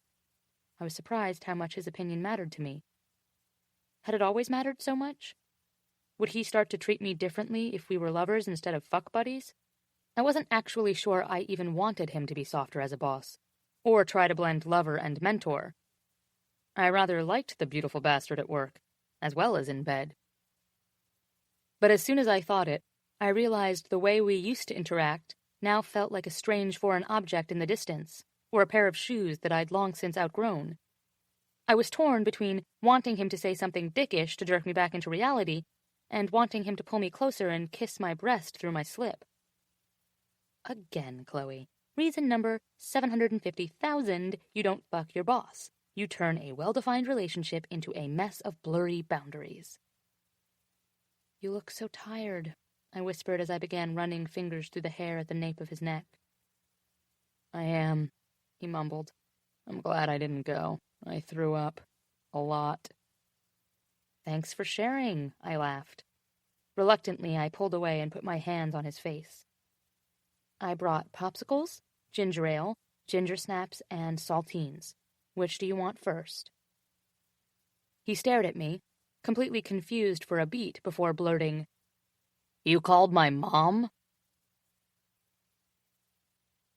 I went down to the conference for a few hours in the afternoon so he could sleep some more. He put up a strong front, but I could tell even half of a lime popsicle made him queasy when he turned a matching shade of green. Besides, at this conference in particular, he could barely walk 10 steps without being stopped, fawned over, pitched to. Even healthy, he wouldn't make it far enough to see anything worth his time anyhow. When I returned to the room, he was sprawled on the couch in a most unbeautiful bastard-like pose, shirtless, and with his hand shoved down the front of his boxers. There was something so ordinary about the way he sat, bored, staring at the television. I was grateful for the reminder that this man was, in some ways, just a man. Just another person, moving around the planet, getting his bearings, not spending every second lighting the world's stage on fire. And buried within that epiphany that Bennett was just Bennett was a sense of wild longing, because there was this chance that he was becoming my just Bennett. And for a heartbeat, I wanted that more than I think I'd ever wanted anything. A woman with freakishly shiny hair flipped her head and grinned at us from the television. I collapsed on the couch next to him. "What are we watching?" "A shampoo commercial," he answered, pulling his hand out of his shorts to reach for me. I started to tease him about cooties, but shut up as soon as he began to massage my fingers. Clerks is on, though. That's one of my favorite movies, I said. I know. You were quoting it the first day I met you. Actually, that was Clerks 2, I clarified, and then stopped. Wait, you remember that? Of course I remember that. You sounded like a frat boy and looked like a fucking model. What man could ever forget that? I would have given anything to know what you were thinking right then. I was thinking, highly fuckable intern, 12 o'clock. Disengage, soldier. I repeat, disengage. I laughed and leaned against his shoulder. God, that first meeting was miserable. He didn't say anything, but kept running his thumb along my fingers, pressing and soothing.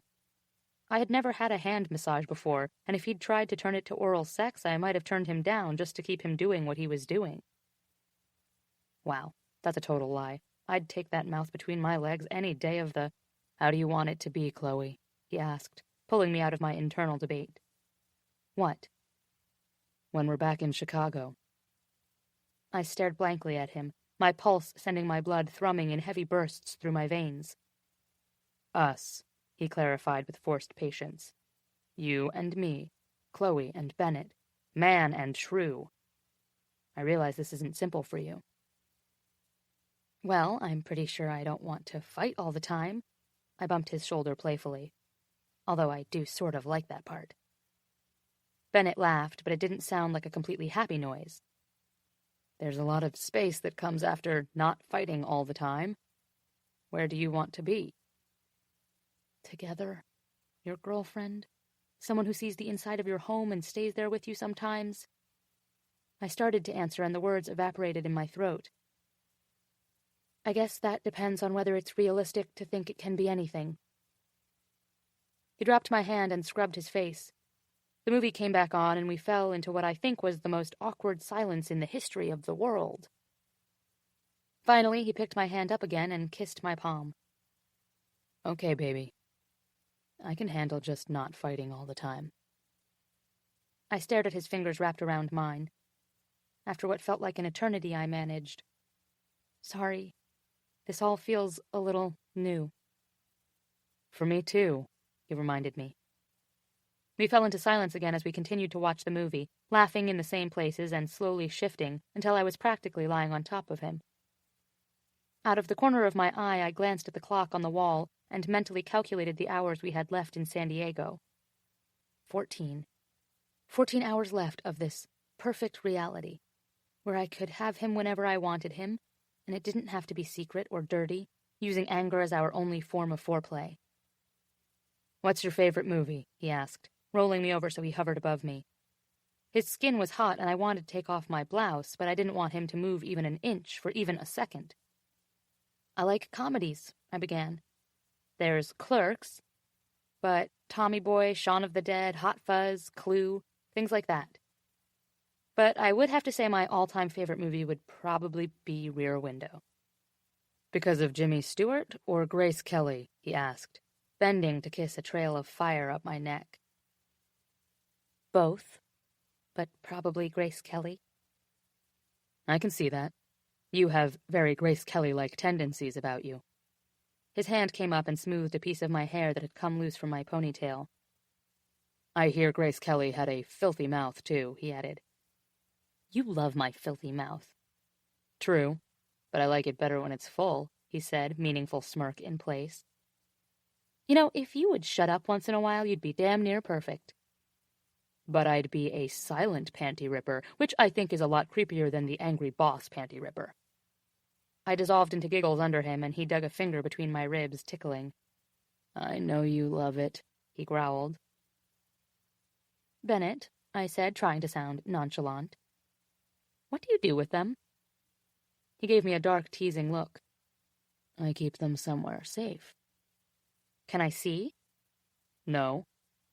Why? I asked, narrowing my eyes at him. Because you'll try and take them back. Why would I want them back? They're all ruined. He grinned at me, but didn't answer. Why do you do that, anyway? He studied me for a moment, obviously considering his answer. Finally, he lifted himself onto his elbow and moved his face to within inches of mine. For the same reason you like it. With that, he stood up and pulled me with him into the bedroom. 17. I had experience with negotiations, holdouts, bargaining. Here I was in the unfamiliar position of having laid all my chips on the table. But when it came to Chloe, I didn't care. I was all in. Are you looking forward to being home? You've been gone for almost 3 weeks.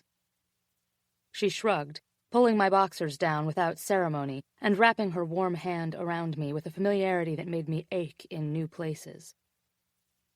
I've had a nice time here, you know. I deliberated over each button of her blouse, kissing every inch of skin as it came into view. How much time do we have to play before our flight? 13 hours, she said, without looking at a clock.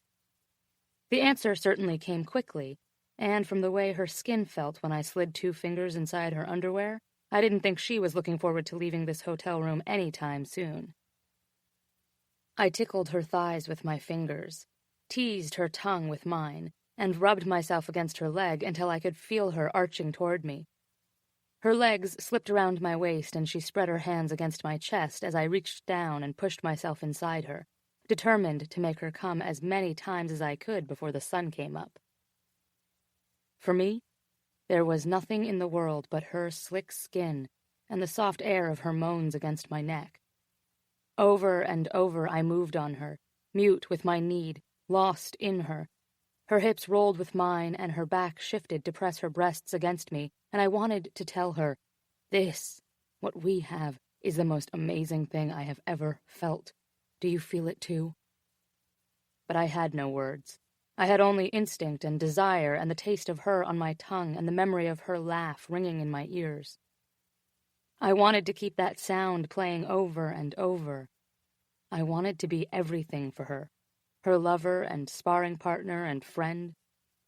In this bed, I could be everything. I don't know how to do this, she said in a weird moment, on the verge of coming and holding on to me so tight I thought I might bruise. But I knew what she meant, because it was painful to be filled so full of this longing and have no fucking idea how it would play out. I wanted her in a way that made me feel like every second I was sated and starving, and my brain didn't know what to do with it. So instead of answering her or telling her what I thought we could do, I kissed her neck and put my fingers against the soft skin of her hip and told her, I don't either, but I'm not ready to let it go yet. She whispered this against my throat, and I groaned in quiet agony, patently unable to manage one articulate word in response. I feared I would howl. I kissed her. I pushed her deeper into the mattress. It went on forever, this splintering ecstasy. Her body rising to meet mine, her mouth wet and hungry, fighting for strength.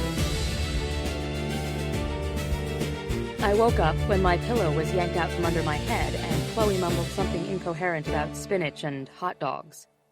The woman was a sleep-talking, restless bed hog. I ran a greedy hand over her ass before rolling to look at the clock. It was only a little after 5 in the morning, but I knew we had to get moving soon to make our 8 o'clock flight. As much as I hated to leave our merry little den of sin, I hadn't done any work here and was starting to feel increasingly guilty about the career I'd essentially neglected. For the past decade, my career had been my life, and although I was growing more comfortable with the obliterating effect Chloe had on that balance, I had to retrieve my focus. It was time to get home, put on the boss hat, and start taking names. The early morning sun filtered in and washed her pale skin a gray-blue light. She was curled on her side, facing me, her hair a dark tangle across the pillow behind her. Most of her face was now cuddled into my pillow. I could understand her hesitance to decide how our relationship would work back in reality. The San Diego bubble had been amazing, in part because it lacked every aspect that made our relationship tricky to begin with. Her job at Ryan Media, my role in the family business, her scholarship, our independently sharp attitudes. Although I wanted to push to define this thing between us and set expectations so I could dive in head first, her approach, far more tentative, was probably the right one. We hadn't bothered to pull the blankets back on the bed after we'd worked them to the floor last night, and I took the chance to stare at her nude body. I could definitely get used to waking up with this woman in my bed. But unfortunately, we didn't have a leisurely morning ahead of us. I tried to wake her with my hand on her shoulder, then a kiss on her neck, and finally a hard pinch on her ass. She reached out and smacked my arm hard before I'd even pulled it back. I wasn't even sure she was awake. Asshole. We should get up and get going. We need to be at the airport in a little over an hour. Chloe rolled over and stared up at me, face lined with pillow creases and her eyes unfocused. She didn't bother to cover her body like she had the first morning, but she wasn't all smiles either. Okay, she said.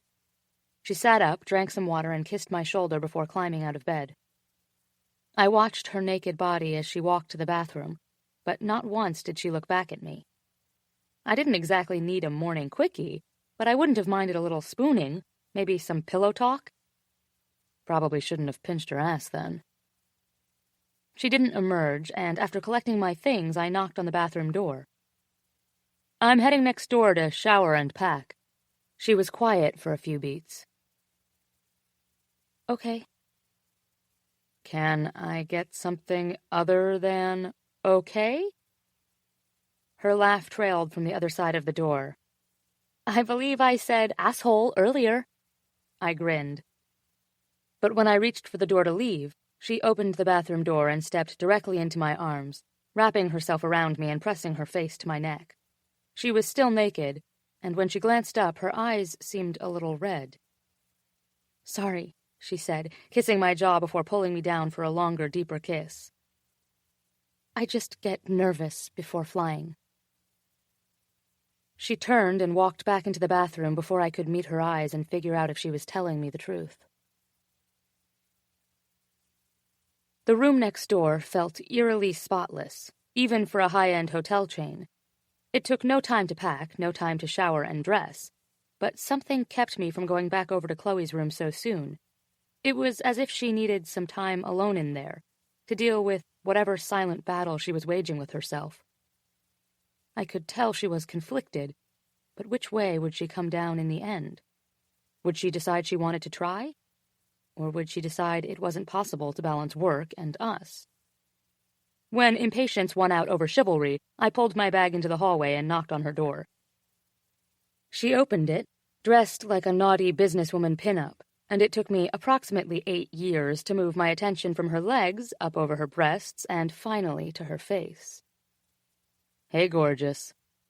She gave me a shaky smile. Hey. Ready to go? I asked, starting to walk past her to get her bag.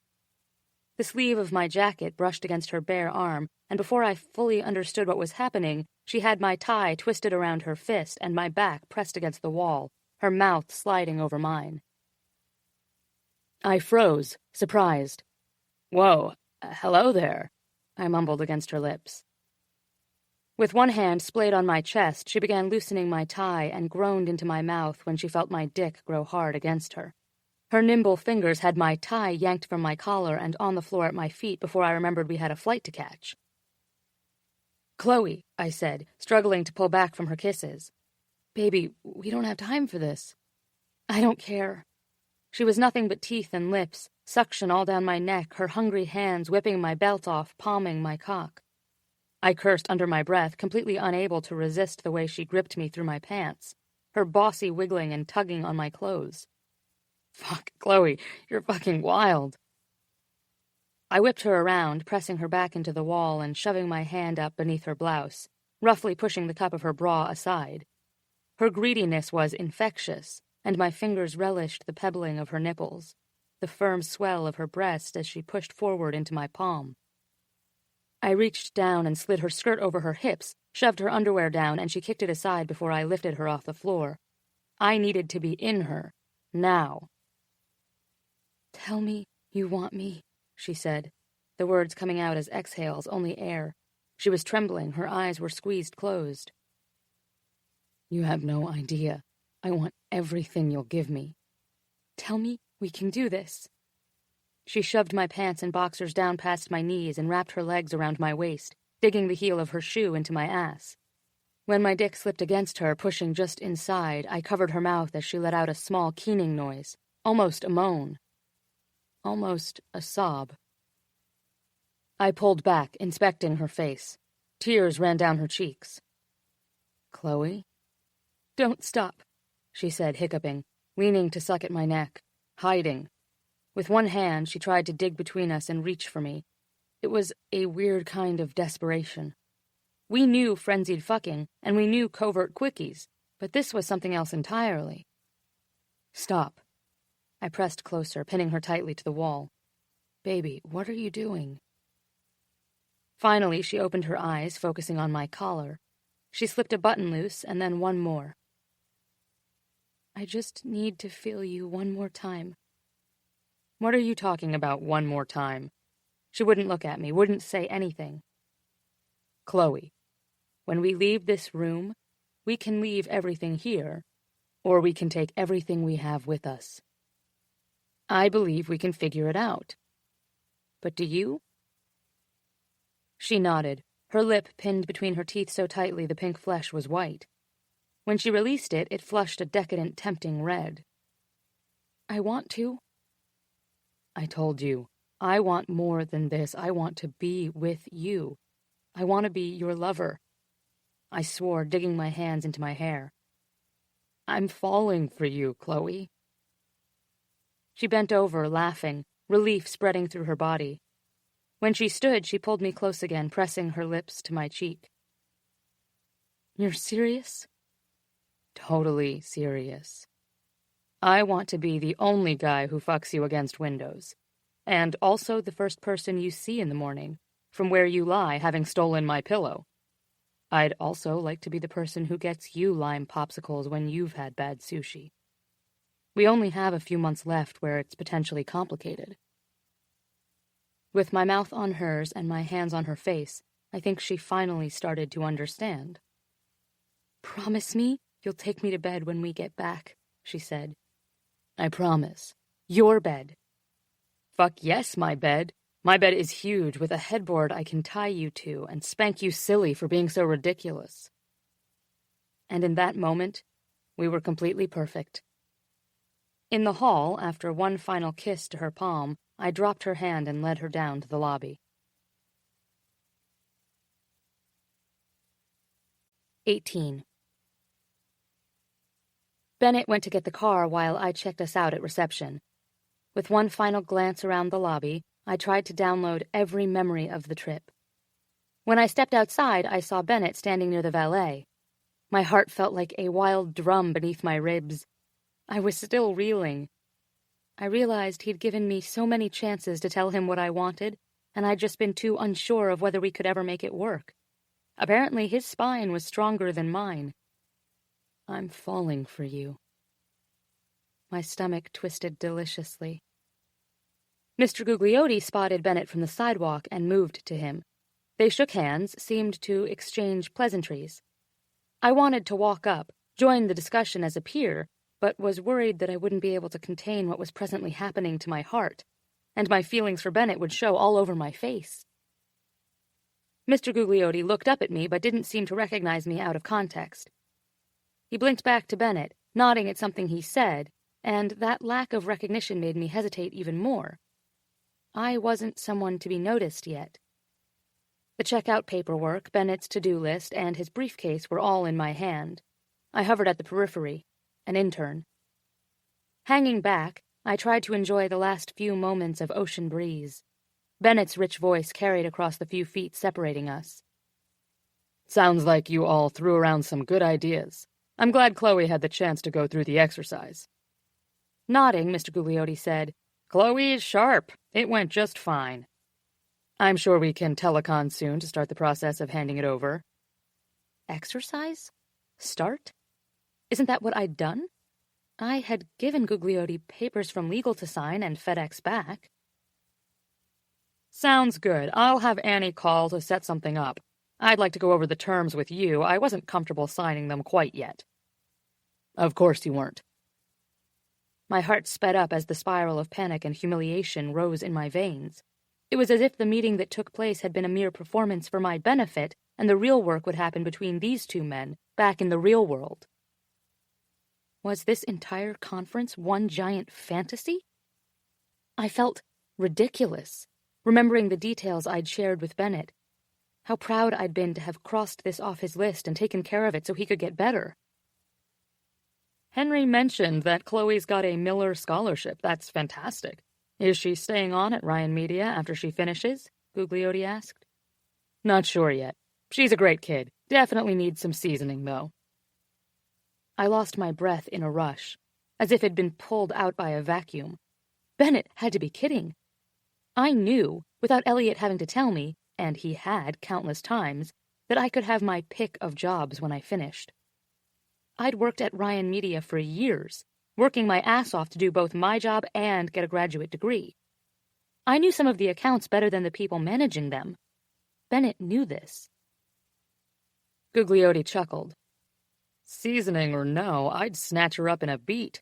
She held her own in there, Bennett. Of course she did, Bennett said. Who do you think trained her? The meeting with you was a great way for her to get her feet wet, so I appreciate it. No doubt she'll be just fine wherever she ends up, when she's ready. He sounded nothing like either Bennett Ryan I knew. This wasn't the lover I'd just left a moment ago, grateful to and proud of me for capably stepping in for him. And this wasn't even the beautiful bastard, begrudgingly parsing out praise. This was someone else entirely. Someone who called me kid and acted like he'd done me a favor. I felt my face flame with anger, and I stumbled back into the hotel lobby, suddenly feeling like there wasn't enough oxygen anywhere. Seasoning? I did fine? He'd been my mentor? In what universe? I stared at the shoes of people moving in front of me as they came and left through the revolving lobby doors. Why did it feel like my stomach had dropped out, leaving nothing but a hole filled with acid? I'd been in the business world long enough to know how it works. The people at the top don't get there by sharing credit. They get there through big promises, big claims, and bigger egos. In my first 6 months at Ryan Media, I brought in a $60 million marketing account. I managed the $100 million L'Oreal skin portfolio. I designed the latest campaign for Nike. I made a country bumpkin into a business shark. I had always felt like he praised me against his will, and there had been something satisfying about proving him wrong, about exceeding his expectations almost to spite him. But now that we'd admitted our feelings had turned into something more, he wanted to rewrite history. He hadn't been a mentor to me. I hadn't needed him to be. He hadn't pushed me to succeed. If anything, before this trip, he'd stood in my way. He'd tried to get me to quit by being a bastard. I'd fallen for him despite all of this, and now he was throwing me under the bus just to save face for missing a meeting. My heart splintered into 1,000 pieces. Chloe? I looked up and met his confused expression. The car is ready. I thought we were meeting outside. I blinked, wiped my eye as if I had something in it and not as if I was about to break down in the lobby of the W. Right. I stood, collecting my things, and looked up at him. I forgot. Of all of the lies I'd ever told him, this was the worst, because he saw it. And from the way his brows pulled together and he stepped closer, eyes anxious and searching, he had no idea why I felt like I needed to lie about something like that. You okay, baby? I blinked. I'd loved it when he called me that 20 minutes ago, but now it felt all wrong. Just tired. Again, he knew I was lying, but this time he didn't push it. He placed his hand on my lower back and led me out to the car. 19. I knew women could get moody out of the blue. I knew a few women who would get wrapped up in thoughts and scenarios and take a single what-if down the road 30,000 years into the future, getting upset about something they assumed I'd do 3 days from now. But that didn't feel like what was going on with Chloe, and she'd never been that kind of woman anyway. I'd seen her mad before, Hell, I'd seen every flavor of mad from her. Pissed, irate, hateful, borderline violent. I'd never seen her hurt. She buried herself in documents on the short drive to the airport. She excused herself to check in with her father when we were waiting at our gate. On the plane, she fell asleep almost as soon as we were in our seats, ignoring my very clever requests to join the Mile High Club. She woke up only long enough to decline lunch, even though I knew she hadn't eaten any breakfast. When she woke up as we began our descent, she stared out the window instead of looking at me. "Are you going to tell me what's wrong?" She didn't answer for what felt like forever, and my heart started to race. I tried to figure out all of the moments I could have fucked up. Sex with Chloe in bed. More sex with Chloe. Orgasms for Chloe. She had a lot of orgasms, to be honest. I didn't think it was that. Wake up, shower, basically profess my love. Hotel lobby, Gugliotti, airport. I paused. The conversation with Gugliotti had left me feeling a little slimy. I'm not sure why I had acted like such a possessive jackass, but there wasn't any denying that Chloe had that effect on me. She'd been amazing at the meeting, I knew she had, but I would be damned if she would take a step down and work for a man like Gugliotti when she finished her degree. He'd probably treat her like a piece of meat and stare at her ass all day. "I heard what you said." Her voice was so quiet it took me a moment to register that she'd said something, and then another beat to process it. My stomach dropped. "What I said when?" She smiled, turning to look at me finally, and fuck me, she was crying. "To Gugliotti." I sounded possessive. I'm sorry. "You sounded possessive?" she muttered, turning back to the window. "You sounded dismissive. You made me seem naive. You acted like the meeting was a training exercise. I feel ridiculous for how I described it to you yesterday, thinking it was something more." I put my hand on her arm, laughing a little. "Guys like Gugliotti have egos. He just needs to feel like the executives are listening to him. You did everything we needed. He just wants me to be the one to hand him the official contract." "But that's absurd. And you perpetuated it, with me as the pawn." I blinked, confused. I did exactly what she said, but that's how the game is played, isn't it? "You're my intern." A sharp laugh escaped her lips, and she turned to me again. "Right, because you've cared all this time how my career progresses." "Of course I do." "How would you know I need seasoning? You barely looked at my work before yesterday." "Patently false." I shook my head, getting a little riled. "I know that because I've watched everything you do.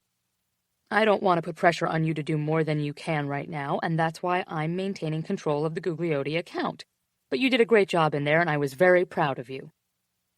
She closed her eyes and leaned her head back against her seat. "You called me kid."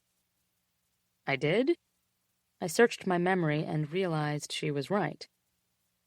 "I guess I just didn't want him to see you as this bombshell businesswoman he could hire away and try to fuck." "Jesus, Bennett, you're such an asshole. Maybe he wanted to hire me because I can do the job well." "I apologize. I'm acting like a possessive boyfriend." "The possessive boyfriend thing isn't new to me. It's that you're acting like you did me a favor. It's how condescending you're being. I'm not sure now is the best time to engage in more typical boss-intern interactions." "I told you I think you did an amazing job with him." She glared at me, her face turning red. "You never would have said that before. You would have said, 'Good, back to work. That's it.' And to Gugliotti you acted like you have me under your thumb. Before, you would have pretended you didn't even know me." "Do we really need to discuss why I was an asshole before? And you weren't exactly Little Miss Sunshine yourself. And why is now the time to hash this out?" "This isn't about you being an asshole before. It's about how you're being now. You're compensating. This is exactly why you don't fuck your boss. You were a fine boss before. You let me do my thing and you did yours. Now you're the touchy-feely mentor who calls me kid to the guy I saved your ass with? Unbelievable." "Chloe, I can deal with you being a giant dick, Bennett. I'm used to it. I expect it. It's how we work. Because beneath all the huffing and door slamming, I knew that you respected me. But how you were today, it puts a line there that wasn't there before. She shook her head, glanced back out the window. I think you're overreacting. Maybe, she said, leaning down to dig her phone out of her purse. But I've worked my ass off to get where I am. Am I risking all that? We can do both, Chloe. For a few more months, we can work together and be together. This, what's happening today, it's called growing pains. I'm not sure, she said, blinking away and looking past me. I'm just trying to do the smart thing, Bennett. I never questioned my own worth before, even when I thought you did. And then when I believed you saw exactly who I was and you belittled me. She looked up, eyes pained. I guess I don't want to start questioning myself now, after everything I've worked for. The plane landed with a jolt, and even still it didn't rattle me as much as what she said. I had led discussions with the heads of some of the largest finance departments in the world. I had taken on executives who thought they could squash me. I could fight with this woman until the world ended and feel like more of a man with every word. But right then, I couldn't find a single thing to say. To say I couldn't sleep that night would be an understatement. I could barely even lie down. Every flat surface seemed to have her imprint, and it didn't matter that she'd never been to my place. The mere fact that we talked about it, and that I'd planned for her to come here our first night back, made her ghost as good as permanent. I called her. She didn't answer. Granted, it was at 3 a.m, but I knew she wasn't sleeping either. Her silence was worsened by the fact that I knew she felt what I felt. I knew she was in just as deep as I was. But she thought she shouldn't be. Tomorrow couldn't come soon enough. I got in at 6, before I knew she'd be there. I got us both coffee, updated my calendar to save her some time she could use to catch up after being gone. I faxed the contract to Gugliotti, telling him the version he saw in San Diego was final and whatever Chloe presented would stand. I gave him 2 days to return the signature pages. And then, I waited. At 8, my father came into my office, Henry close behind. Dad scowled often, but rarely at me. Henry never looked pissed. But both of them looked like they wanted to murder me. What did you do? Dad dropped a piece of paper on my desk. Ice dripped into my veins. What is that? It's Chloe's resignation letter. She dropped it off with Sarah this morning. It was a full minute before I could speak. In that time, the only sound was my brother saying, Ben, dude, what happened? I fucked up, I said, finally, pressing the heels of my hands to my eyes. Dad sat down, face composed. He was sitting in the chair that, not a month ago, Chloe had sat in, spread her legs and touched herself while I tried to keep it together on the phone. Christ, how did I let it get to this? Tell me what happened. My father's voice got very quiet, a lull between quakes. I pulled my tie looser around my neck, suffocating under the weight on my chest. Chloe left me. We're together. Or, we were. Henry shouted, I knew it! Just as Dad yelled, You what? Not until San Diego, I reassured them quickly. Before San Diego, we were just fucking, Henry offered helpfully and received a sharp look from Dad. Yes, we were just... A spike of pain gouged into my chest. Her expression when I leaned in to kiss her. Her full bottom lip caught between my teeth. Her laugh against my mouth. And as you both know, I was a jerk. She gave back just as good, though, I assured them. And in San Diego, it became more. Fuck. I reached for the letter before pulling my hand back. She really resigned? My father nodded, his face completely unreadable. It was his superpower. All my life, in the moments when he felt the most, he showed the least. "This is why we have the office fraternization policy, Ben," he said, softening his tone with my nickname. "I thought you knew better than this." "I know." I scrubbed my hands over my face and then motioned for Henry to sit down, and told them every detail of what happened with my food poisoning, the meeting with Gugliotti, and how Chloe had covered capably. I made it clear that we had essentially just decided to be together when I ran into Ed at the hotel. "You are such a stupid son of a bitch," my brother offered once I'd finished, and what could I do but agree?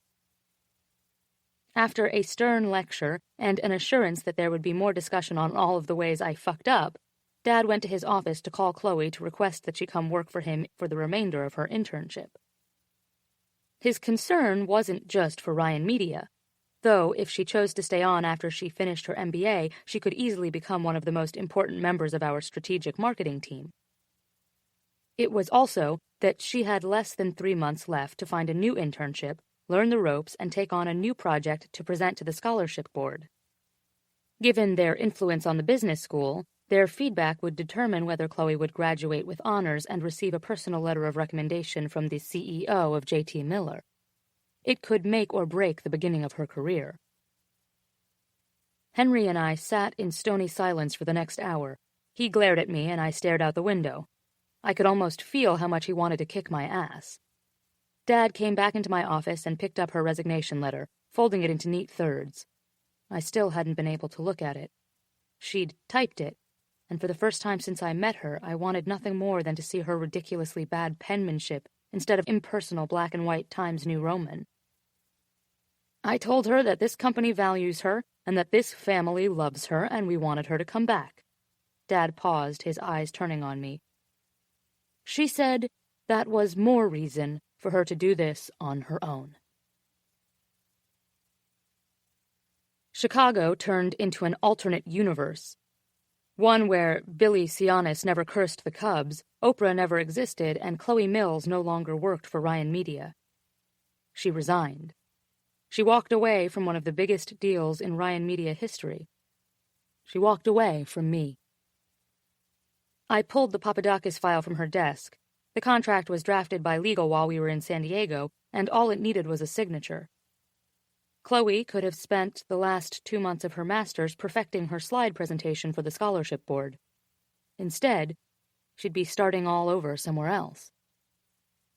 How could she have handled everything I gave her before, but have left over this? Was it really so important for me to treat her like a peer with a man like Gugliotti that she would sacrifice what we had between us? With a groan, I suspected that the reason I had to ask that at all was also the reason Chloe left. I thought we could have our relationship and our careers too, but that was because I'd already proven myself. She was the intern. All she ever wanted was reassurance from me that her career wouldn't suffer from our recklessness, and I ended up being the one to ensure it did. I had to admit, I was surprised the office wasn't on fire with the story of what I'd done. But it seemed only Dad and Henry knew. Chloe had always kept our secret. I wondered if Sarah knew everything that had happened, whether she was in touch with Chloe. I soon had an answer. A few days after Chicago changed, Sarah walked into my office without knocking. "This situation is complete bullshit." I looked up at her and put down the file I held in my hands, staring at her just long enough to make her fidget before I spoke. "I want to remind you that this situation is not your business."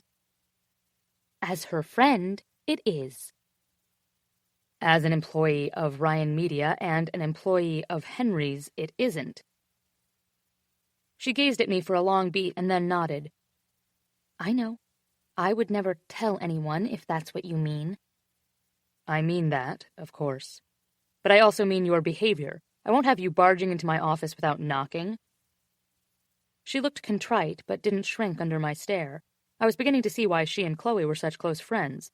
They were both strong-willed, bordering on reckless, and fiercely loyal. "Understood." "May I ask why you're here? Did you see her?" "Yes." I waited. I didn't want to press her confidence, but good lord, I did want to shake every detail out of her. She's been offered a job at studio marketing. I let out a tense breath. A decent firm, if small. An up-and-comer with some good junior executives, but a few real assholes at the top. Who is she reporting to? A guy named Julian. I closed my eyes to hide my reaction. Troy Julian was on our board, an egomaniac with a penchant for barely legal arm candy. Chloe would know this. What was she thinking? Asshole. You're probably also thinking that Julian will have the resources to get her a project that she could get worked up substantially enough to present in 3 months. What's her project? Sarah walked to my door and closed it to keep the information quiet. Sanders' pet chow. I stood, slamming my hands on my desk. Fury strangled me, and I closed my eyes to get a grip on my temper before taking it out on my brother's assistant. That's a tiny account. She's only a master's student, Mr. Ryan. Of course, it's a tiny account. Only someone in love with her would let her work on a $1 million, 10-year marketing contract. Without looking back at me, she turned and left my office. Chloe didn't answer her cell, her home phone, or any emails I sent to the personal account she had on file. She didn't call, come by, or give any indication that she wanted to talk to me. But when your chest feels like it's been cracked open with a pickaxe, and you're unable to sleep, you do things like look up your intern's apartment address, drive over there on a Saturday at 5 in the morning, and wait for her to come out. And, when she didn't emerge from the building after almost an entire day, I convinced the security guard that I was her cousin and was worried about her health. He escorted me up and stood behind me as I knocked at her door. My heart was going to slam its way out of my chest. I heard someone moving around inside, walk to the door. I could practically feel her body just inches from mine, separated by wood. A shadow moved through the peephole, and then silence. Chloe? She didn't open the door, but she didn't walk away either. Baby, please open up. I need to talk to you. After what felt like an hour, she said, I can't, Bennett. I leaned my forehead against the door, pressed my palms flat. A superpower would have come in handy at that moment. Fire hands, or sublimation, or even just the ability to find the right thing to say. Right now, that felt impossible. I'm sorry. Silence. Chloe. Christ, I get it, okay? Berate me for being a new kind of prick. Tell me to go fuck myself. Do this on your terms. Just don't leave. Silence. She was still right there. I could feel her. I miss you. Fuck, do I miss you. A lot. Bennett, just not now, okay? I can't do this. Was she crying? I hated not knowing. Hey, buddy. The security guard definitely sounded like here was the last place he wanted to be, and I could tell he was pissed I'd lied. This isn't why you said you wanted up here. She sounds fine. Let's go. I drove home and proceeded to drink a lot of scotch. For 2 weeks, I played pool at a seedy bar and ignored my family. I called in sick and only got out of bed to grab an occasional bowl of cereal or refill my glass or use the bathroom, whereupon I'd look at my reflection and give myself the finger. I was a sad sack, and, having never experienced anything like this before, had no idea how to snap out of it. Mom came by with groceries and left them at my doorstep. Dad left me daily voicemails with updates about work.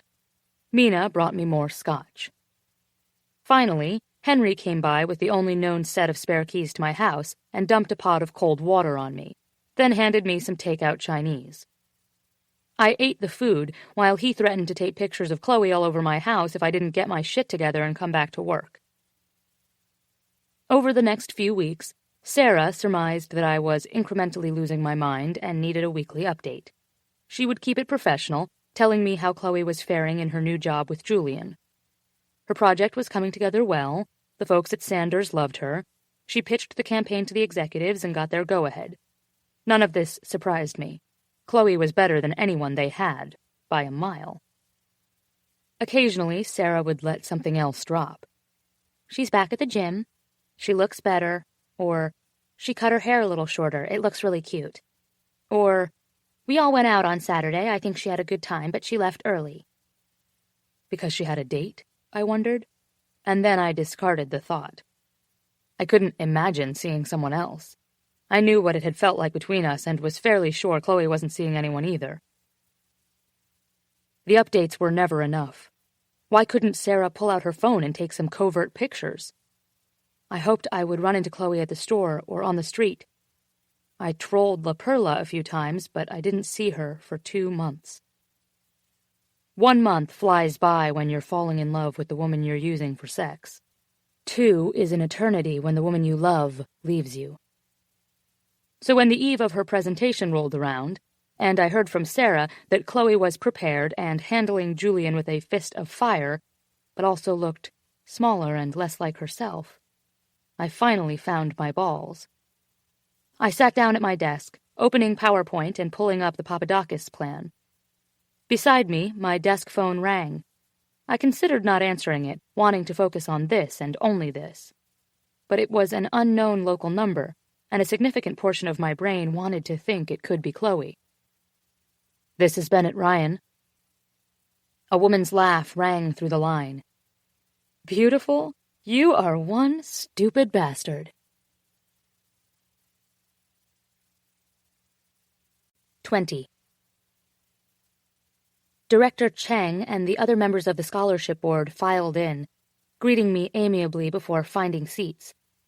I checked my notes, triple-checked the connection between my laptop and the projector system, and waited for the last few stragglers to make their way into the conference room. Ice clinked in glasses as people poured themselves water. Colleagues spoke to each other in low voices, the occasional louder laugh breaking through the quiet. Colleagues. I had never felt so isolated.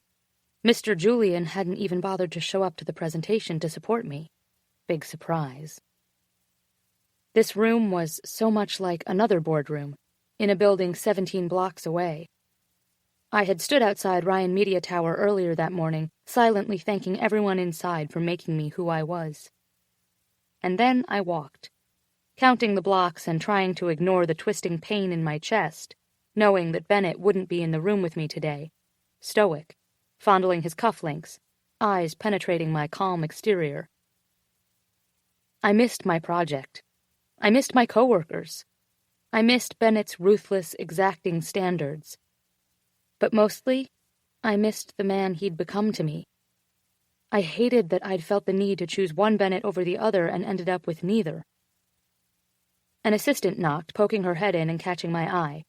To Mr. Cheng, she said, "I just have a few forms for Chloe to sign first. We'll be right back." Without question, I followed her out the door, shaking my hands at my sides and willing my nerves to disappear. "You can do this, Chloe." 20 measly slides detailing a mediocre 5-figure marketing campaign for a local pet food company. Piece of cake. I just had to get through this, and then I could get the hell out of Chicago and start over somewhere hundreds of miles away. For the first time since I moved here, Chicago felt completely alien to me. Even so, I was still waiting for the thought of leaving to feel like the right decision. Instead of stopping at the assistant's desk, we moved on down the hall to another conference room. She opened the door and motioned for me to go in ahead of her, but when I walked in, instead of following me, she closed the door behind me, leaving me alone. Or not alone.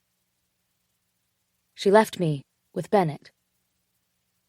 It felt like my stomach evaporated and my chest sank into the hollow space. He stood at the wall of windows at the far side of the room, wearing a navy suit and the deep purple tie I got him for Christmas, holding a thick folder. His eyes were dark and unreadable. "Hi." His voice broke on the single syllable. I swallowed, looking away to the wall and begging my emotions to stay bottled up. Being away from Bennett had been hell. More times a day than I could count, I would fantasize about going back to Ryan Media, or watching him walk into my new cubicle, officer and a gentleman style, or seeing him show up at my door with a La Perla bag hanging from a long, teasing finger. But I wasn't expecting to see him here, and after not seeing him for so long, even that one crooked syllable almost wrecked me. I'd missed his voice, his snark, his lips, and his hands. I'd missed the way he watched me, the way he waited for me first, the way I could tell he had started to love me. Bennett was here, and he looked terrible. He'd lost weight, and although he was neatly dressed and clean-shaven, his clothes hung all wrong on his tall frame. He looked like he hadn't slept in weeks. I knew that feeling. Dark circles were carved beneath his eyes, and gone was the trademark smirk. In its place was a mouth fixed in a flat line. The fire I'd always assumed was just ingrained in his expression was completely extinguished. "What are you doing here?" I asked. He lifted a hand and ran it through his hair, completely ruining the pathetic styling job he'd attempted, and my heart twisted at the familiar disarray. "I'm here to tell you that you are a fucking idiot for leaving Ryan Media." My jaw dropped at his tone, and a familiar surge of adrenaline heated my veins. I was an idiot about a lot of things. Thanks for coming. Fun reunion. I turned to leave. "Wait," he said, his voice low and demanding. Old instincts kicked in, and I stopped, turning back to him. He'd taken a few steps closer. "We were both idiots, Chloe." "On that, we agree. You're right to say you worked hard to mentor me. I learned my idiocy from the biggest idiot of all. Any good stuff I learned from your father." That one seemed to hit home, and he winced, taking a step back. I'd had a million emotions in the past few months, plenty of anger, some regret, frequent guilt, and a steady hum of self-righteous pride. But I realized what I'd just said wasn't fair, and I immediately regretted it. He had pushed me, even if he didn't always mean to, and for that I owed him something. But as I stood in the cavernous room with him, the silence blooming and spreading like a plague between us, I realized what I'd been completely missing this entire time. He gave me the chance to work on the most important projects. He brought me along to every meeting. He made me write the critical reports, make the difficult calls, handle the delivery of the most sensitive accounting documents. He'd mentored me, and it had mattered greatly to him. I swallowed. I didn't mean that. "I know. I can see it in your face." He ran his hand across his mouth. "It's partly true, though. I don't deserve credit for how good you are. I suppose I want to take some of it anyway, being an egomaniac. But also because I find you truly inspiring." The lump that had started in my throat seemed to spread both down and out, clogging my ability to breathe, pressing down against my stomach. I reached for the chair nearest me, repeating, "Why are you here, Bennett?" "Because if you mess this up, I will personally ensure you never work for a Fortune 500 again." That was not what I expected, and my anger reignited fresh and hot. "I'm not going to mess this up, you asshole. I'm prepared." "That's not what I'm saying. I have your Papadakis slides here, and I have handouts here." He held up a USB drive and a folder. "And if you don't ace this presentation to that board, I will have your ass." There was no cocky grin, no intentional play on words. But behind what he said, something else began to echo. Us. This is us. "Whatever you have there isn't mine," I motioned to the drive. "I didn't prepare the Papadakis slides. I left before I put them together." He nodded as if I was exceptionally slow. "The contracts were drafted for signature when we resigned. I put these slides together from all of your work. This is what you're presenting today, not some marketing campaign for some shitty dog food." It was humiliating having him throw that back in my face, and I took a few steps closer. "Damn you, Bennett. I worked my ass off for you, and I worked my ass off for Julian. I will work my ass off wherever I go next, whether it's selling pet food or brokering million-dollar campaigns. And I'll be damned if you think you can come in here with this and tell me how to manage my career. You don't control me." He walked closer. I don't want to control you. Bullshit. I want to help you. I don't need your help. Yes, Chloe, you do. Take it. This is your world. He was close enough to reach out and touch, just one step closer. Close enough now for me to feel his body heat, smell the way his soap and skin combined into that familiar scent. Please, you've earned this. It will impress the board more. A month ago, I'd wanted more than anything to present this account. It had been my life for months. It was mine. I could feel tears forming in my eyes and blinked them back. I don't want to be beholden to you. This isn't a favor. It's me paying you back.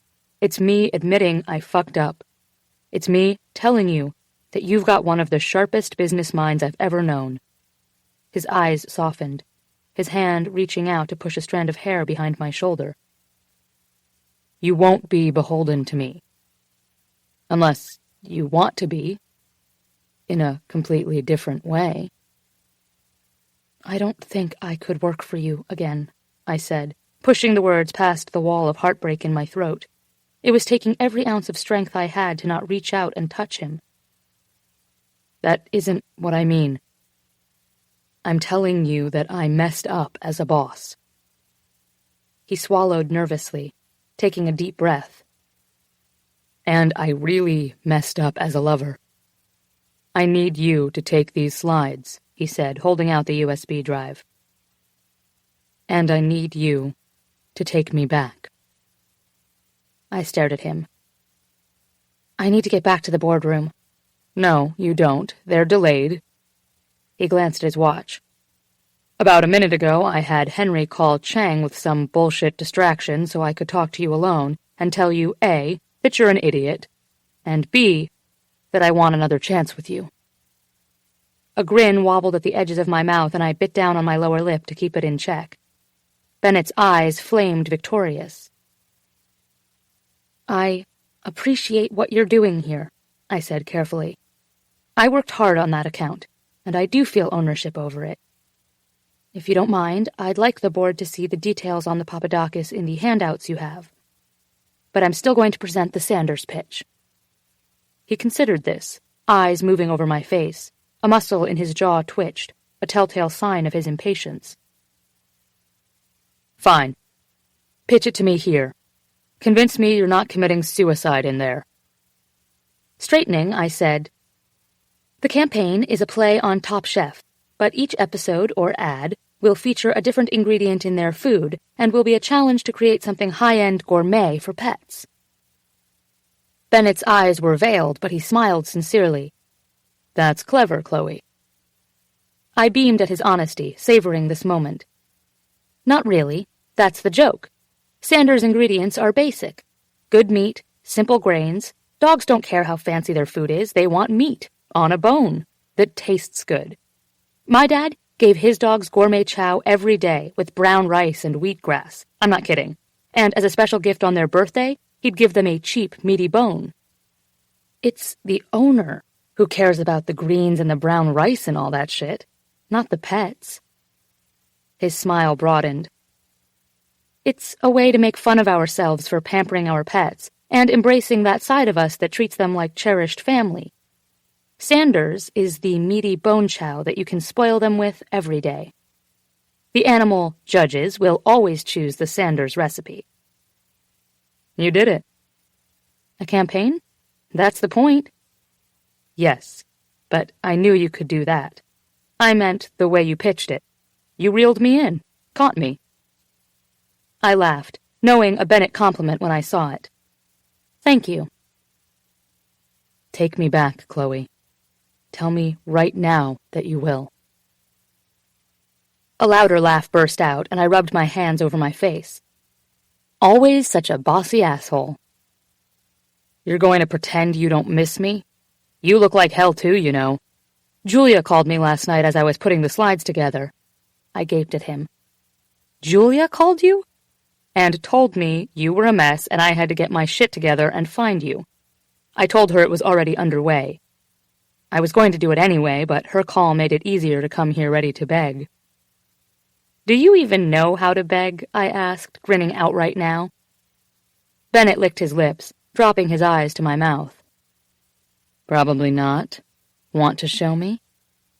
"Give it a try. Give me your best grovel." "With all due respect, I'm going to have to ask you to suck it, Miss Mills." "Only if you beg." His eyes widened, and before he could say anything else, I took the Papadakis folder from his hand and left. I entered the boardroom with Bennett right on my heels. The murmuring voices stopped when we appeared. I handed Director Chang the folder, and he sifted through the handouts of the Papadakis slides. He smiled. "How on earth did you manage to finish 2 projects?" I stammered out a few syllables, completely unprepared for his question. "She's efficient," Bennett said, walking around me and taking a seat at the table. "When she wrapped up the Papadakis account, we suggested she take a short internship elsewhere until she finished her degree. After all, we're hoping she'll be at Ryan Media for the foreseeable future." I struggled to hide my shock. What the hell is he talking about? "Fantastic," said an older man at the end of the table. "On Papadakis?" Bennett nodded. "Working under my father. He needs someone to manage this one since it will take up an FTE. Chloe was the obvious choice, if she'll accept." I swallowed down about 5,000 different reactions. The primary one was irritation for his bringing this up in front of the board. But tangled up with that were also gratitude, excitement, pride. Bennett would be getting an earful after I was finished here. "Well, let's get started then," Chang said, leaning back in his chair. I picked up my laser pointer and walked to the front of the room, feeling as though the floor were made of jello. 2 seats away from the head of the table, Bennett cleared his throat, catching my eye. I'd need to ask him about that, too, because I was pretty sure that right before I began speaking, he mouthed the words, "I love you." Sneaky bastard. They said my presentation would be one for the brochure, the website, the company newsletter. They had me sign some papers, pose for some photos, shake a lot of hands. They even offered me a job at J.T. Miller. "She's taken," Bennett said, pulling me to the side. He stared down at me, wordless, while everyone eventually filtered out of the room. "Yeah, about that," I said, trying to sound angry. I was still on a crazy high from the presentation, from the discussion, from the entire day. Having Bennett within kissing distance didn't hurt at all. "Please don't say no. I sort of stole Dad's thunder. He was going to call you tonight." Is he really going to offer me a job? Are you going to take it? I shrugged, feeling giddy. Who knows? Right now, I just want to celebrate. You were amazing up there. He bent and kissed my cheek. Thank you. It was the most fun I've had in weeks. The handouts were good, am I right? I rolled my eyes. Yes, but you made one critical error. His face fell. What? You admitted that you know how to operate PowerPoint. With a laugh, he took my laptop bag from me and put it on a chair behind him, stalking closer with a dark smile. I used to make slides for my boss. I was an intern once too, of course. Goosebumps broke out along my skin. Did your boss yell? Occasionally. He ran his index finger up my arm. Criticize your handwriting? Constantly. He leaned down, kissed the corner of my mouth. Did your boss kiss you? My father has always been more of a handshaker, really. I laughed, slipping my hands under his jacket so I could wrap my arms around him.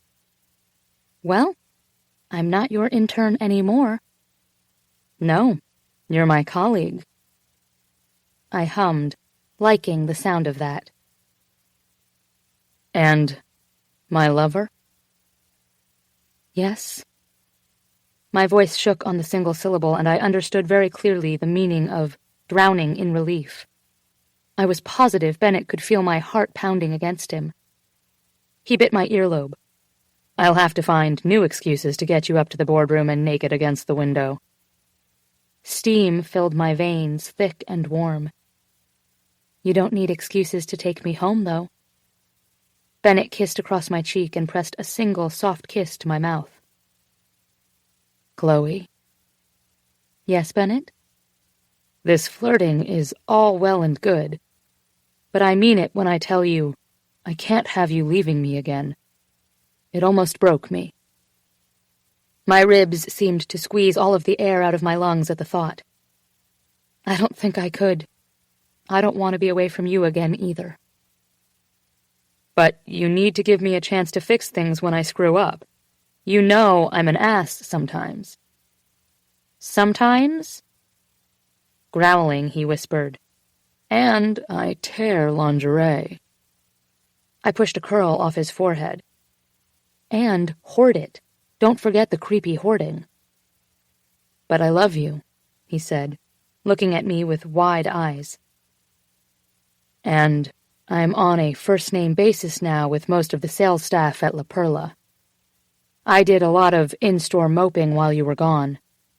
I also have it on good authority that I'm the best sex you've ever had. So hopefully those things outweigh the bad. Sold. I pulled him down to me. Come here.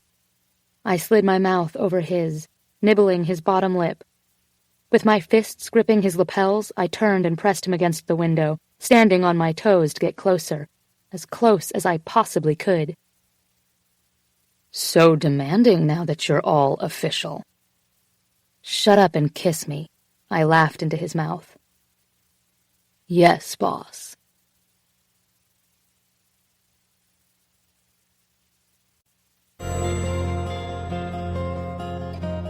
Beautiful Bastard was written by Christina Lauren and read by Grace Grant. The associate producer was Ben Rimmelauer.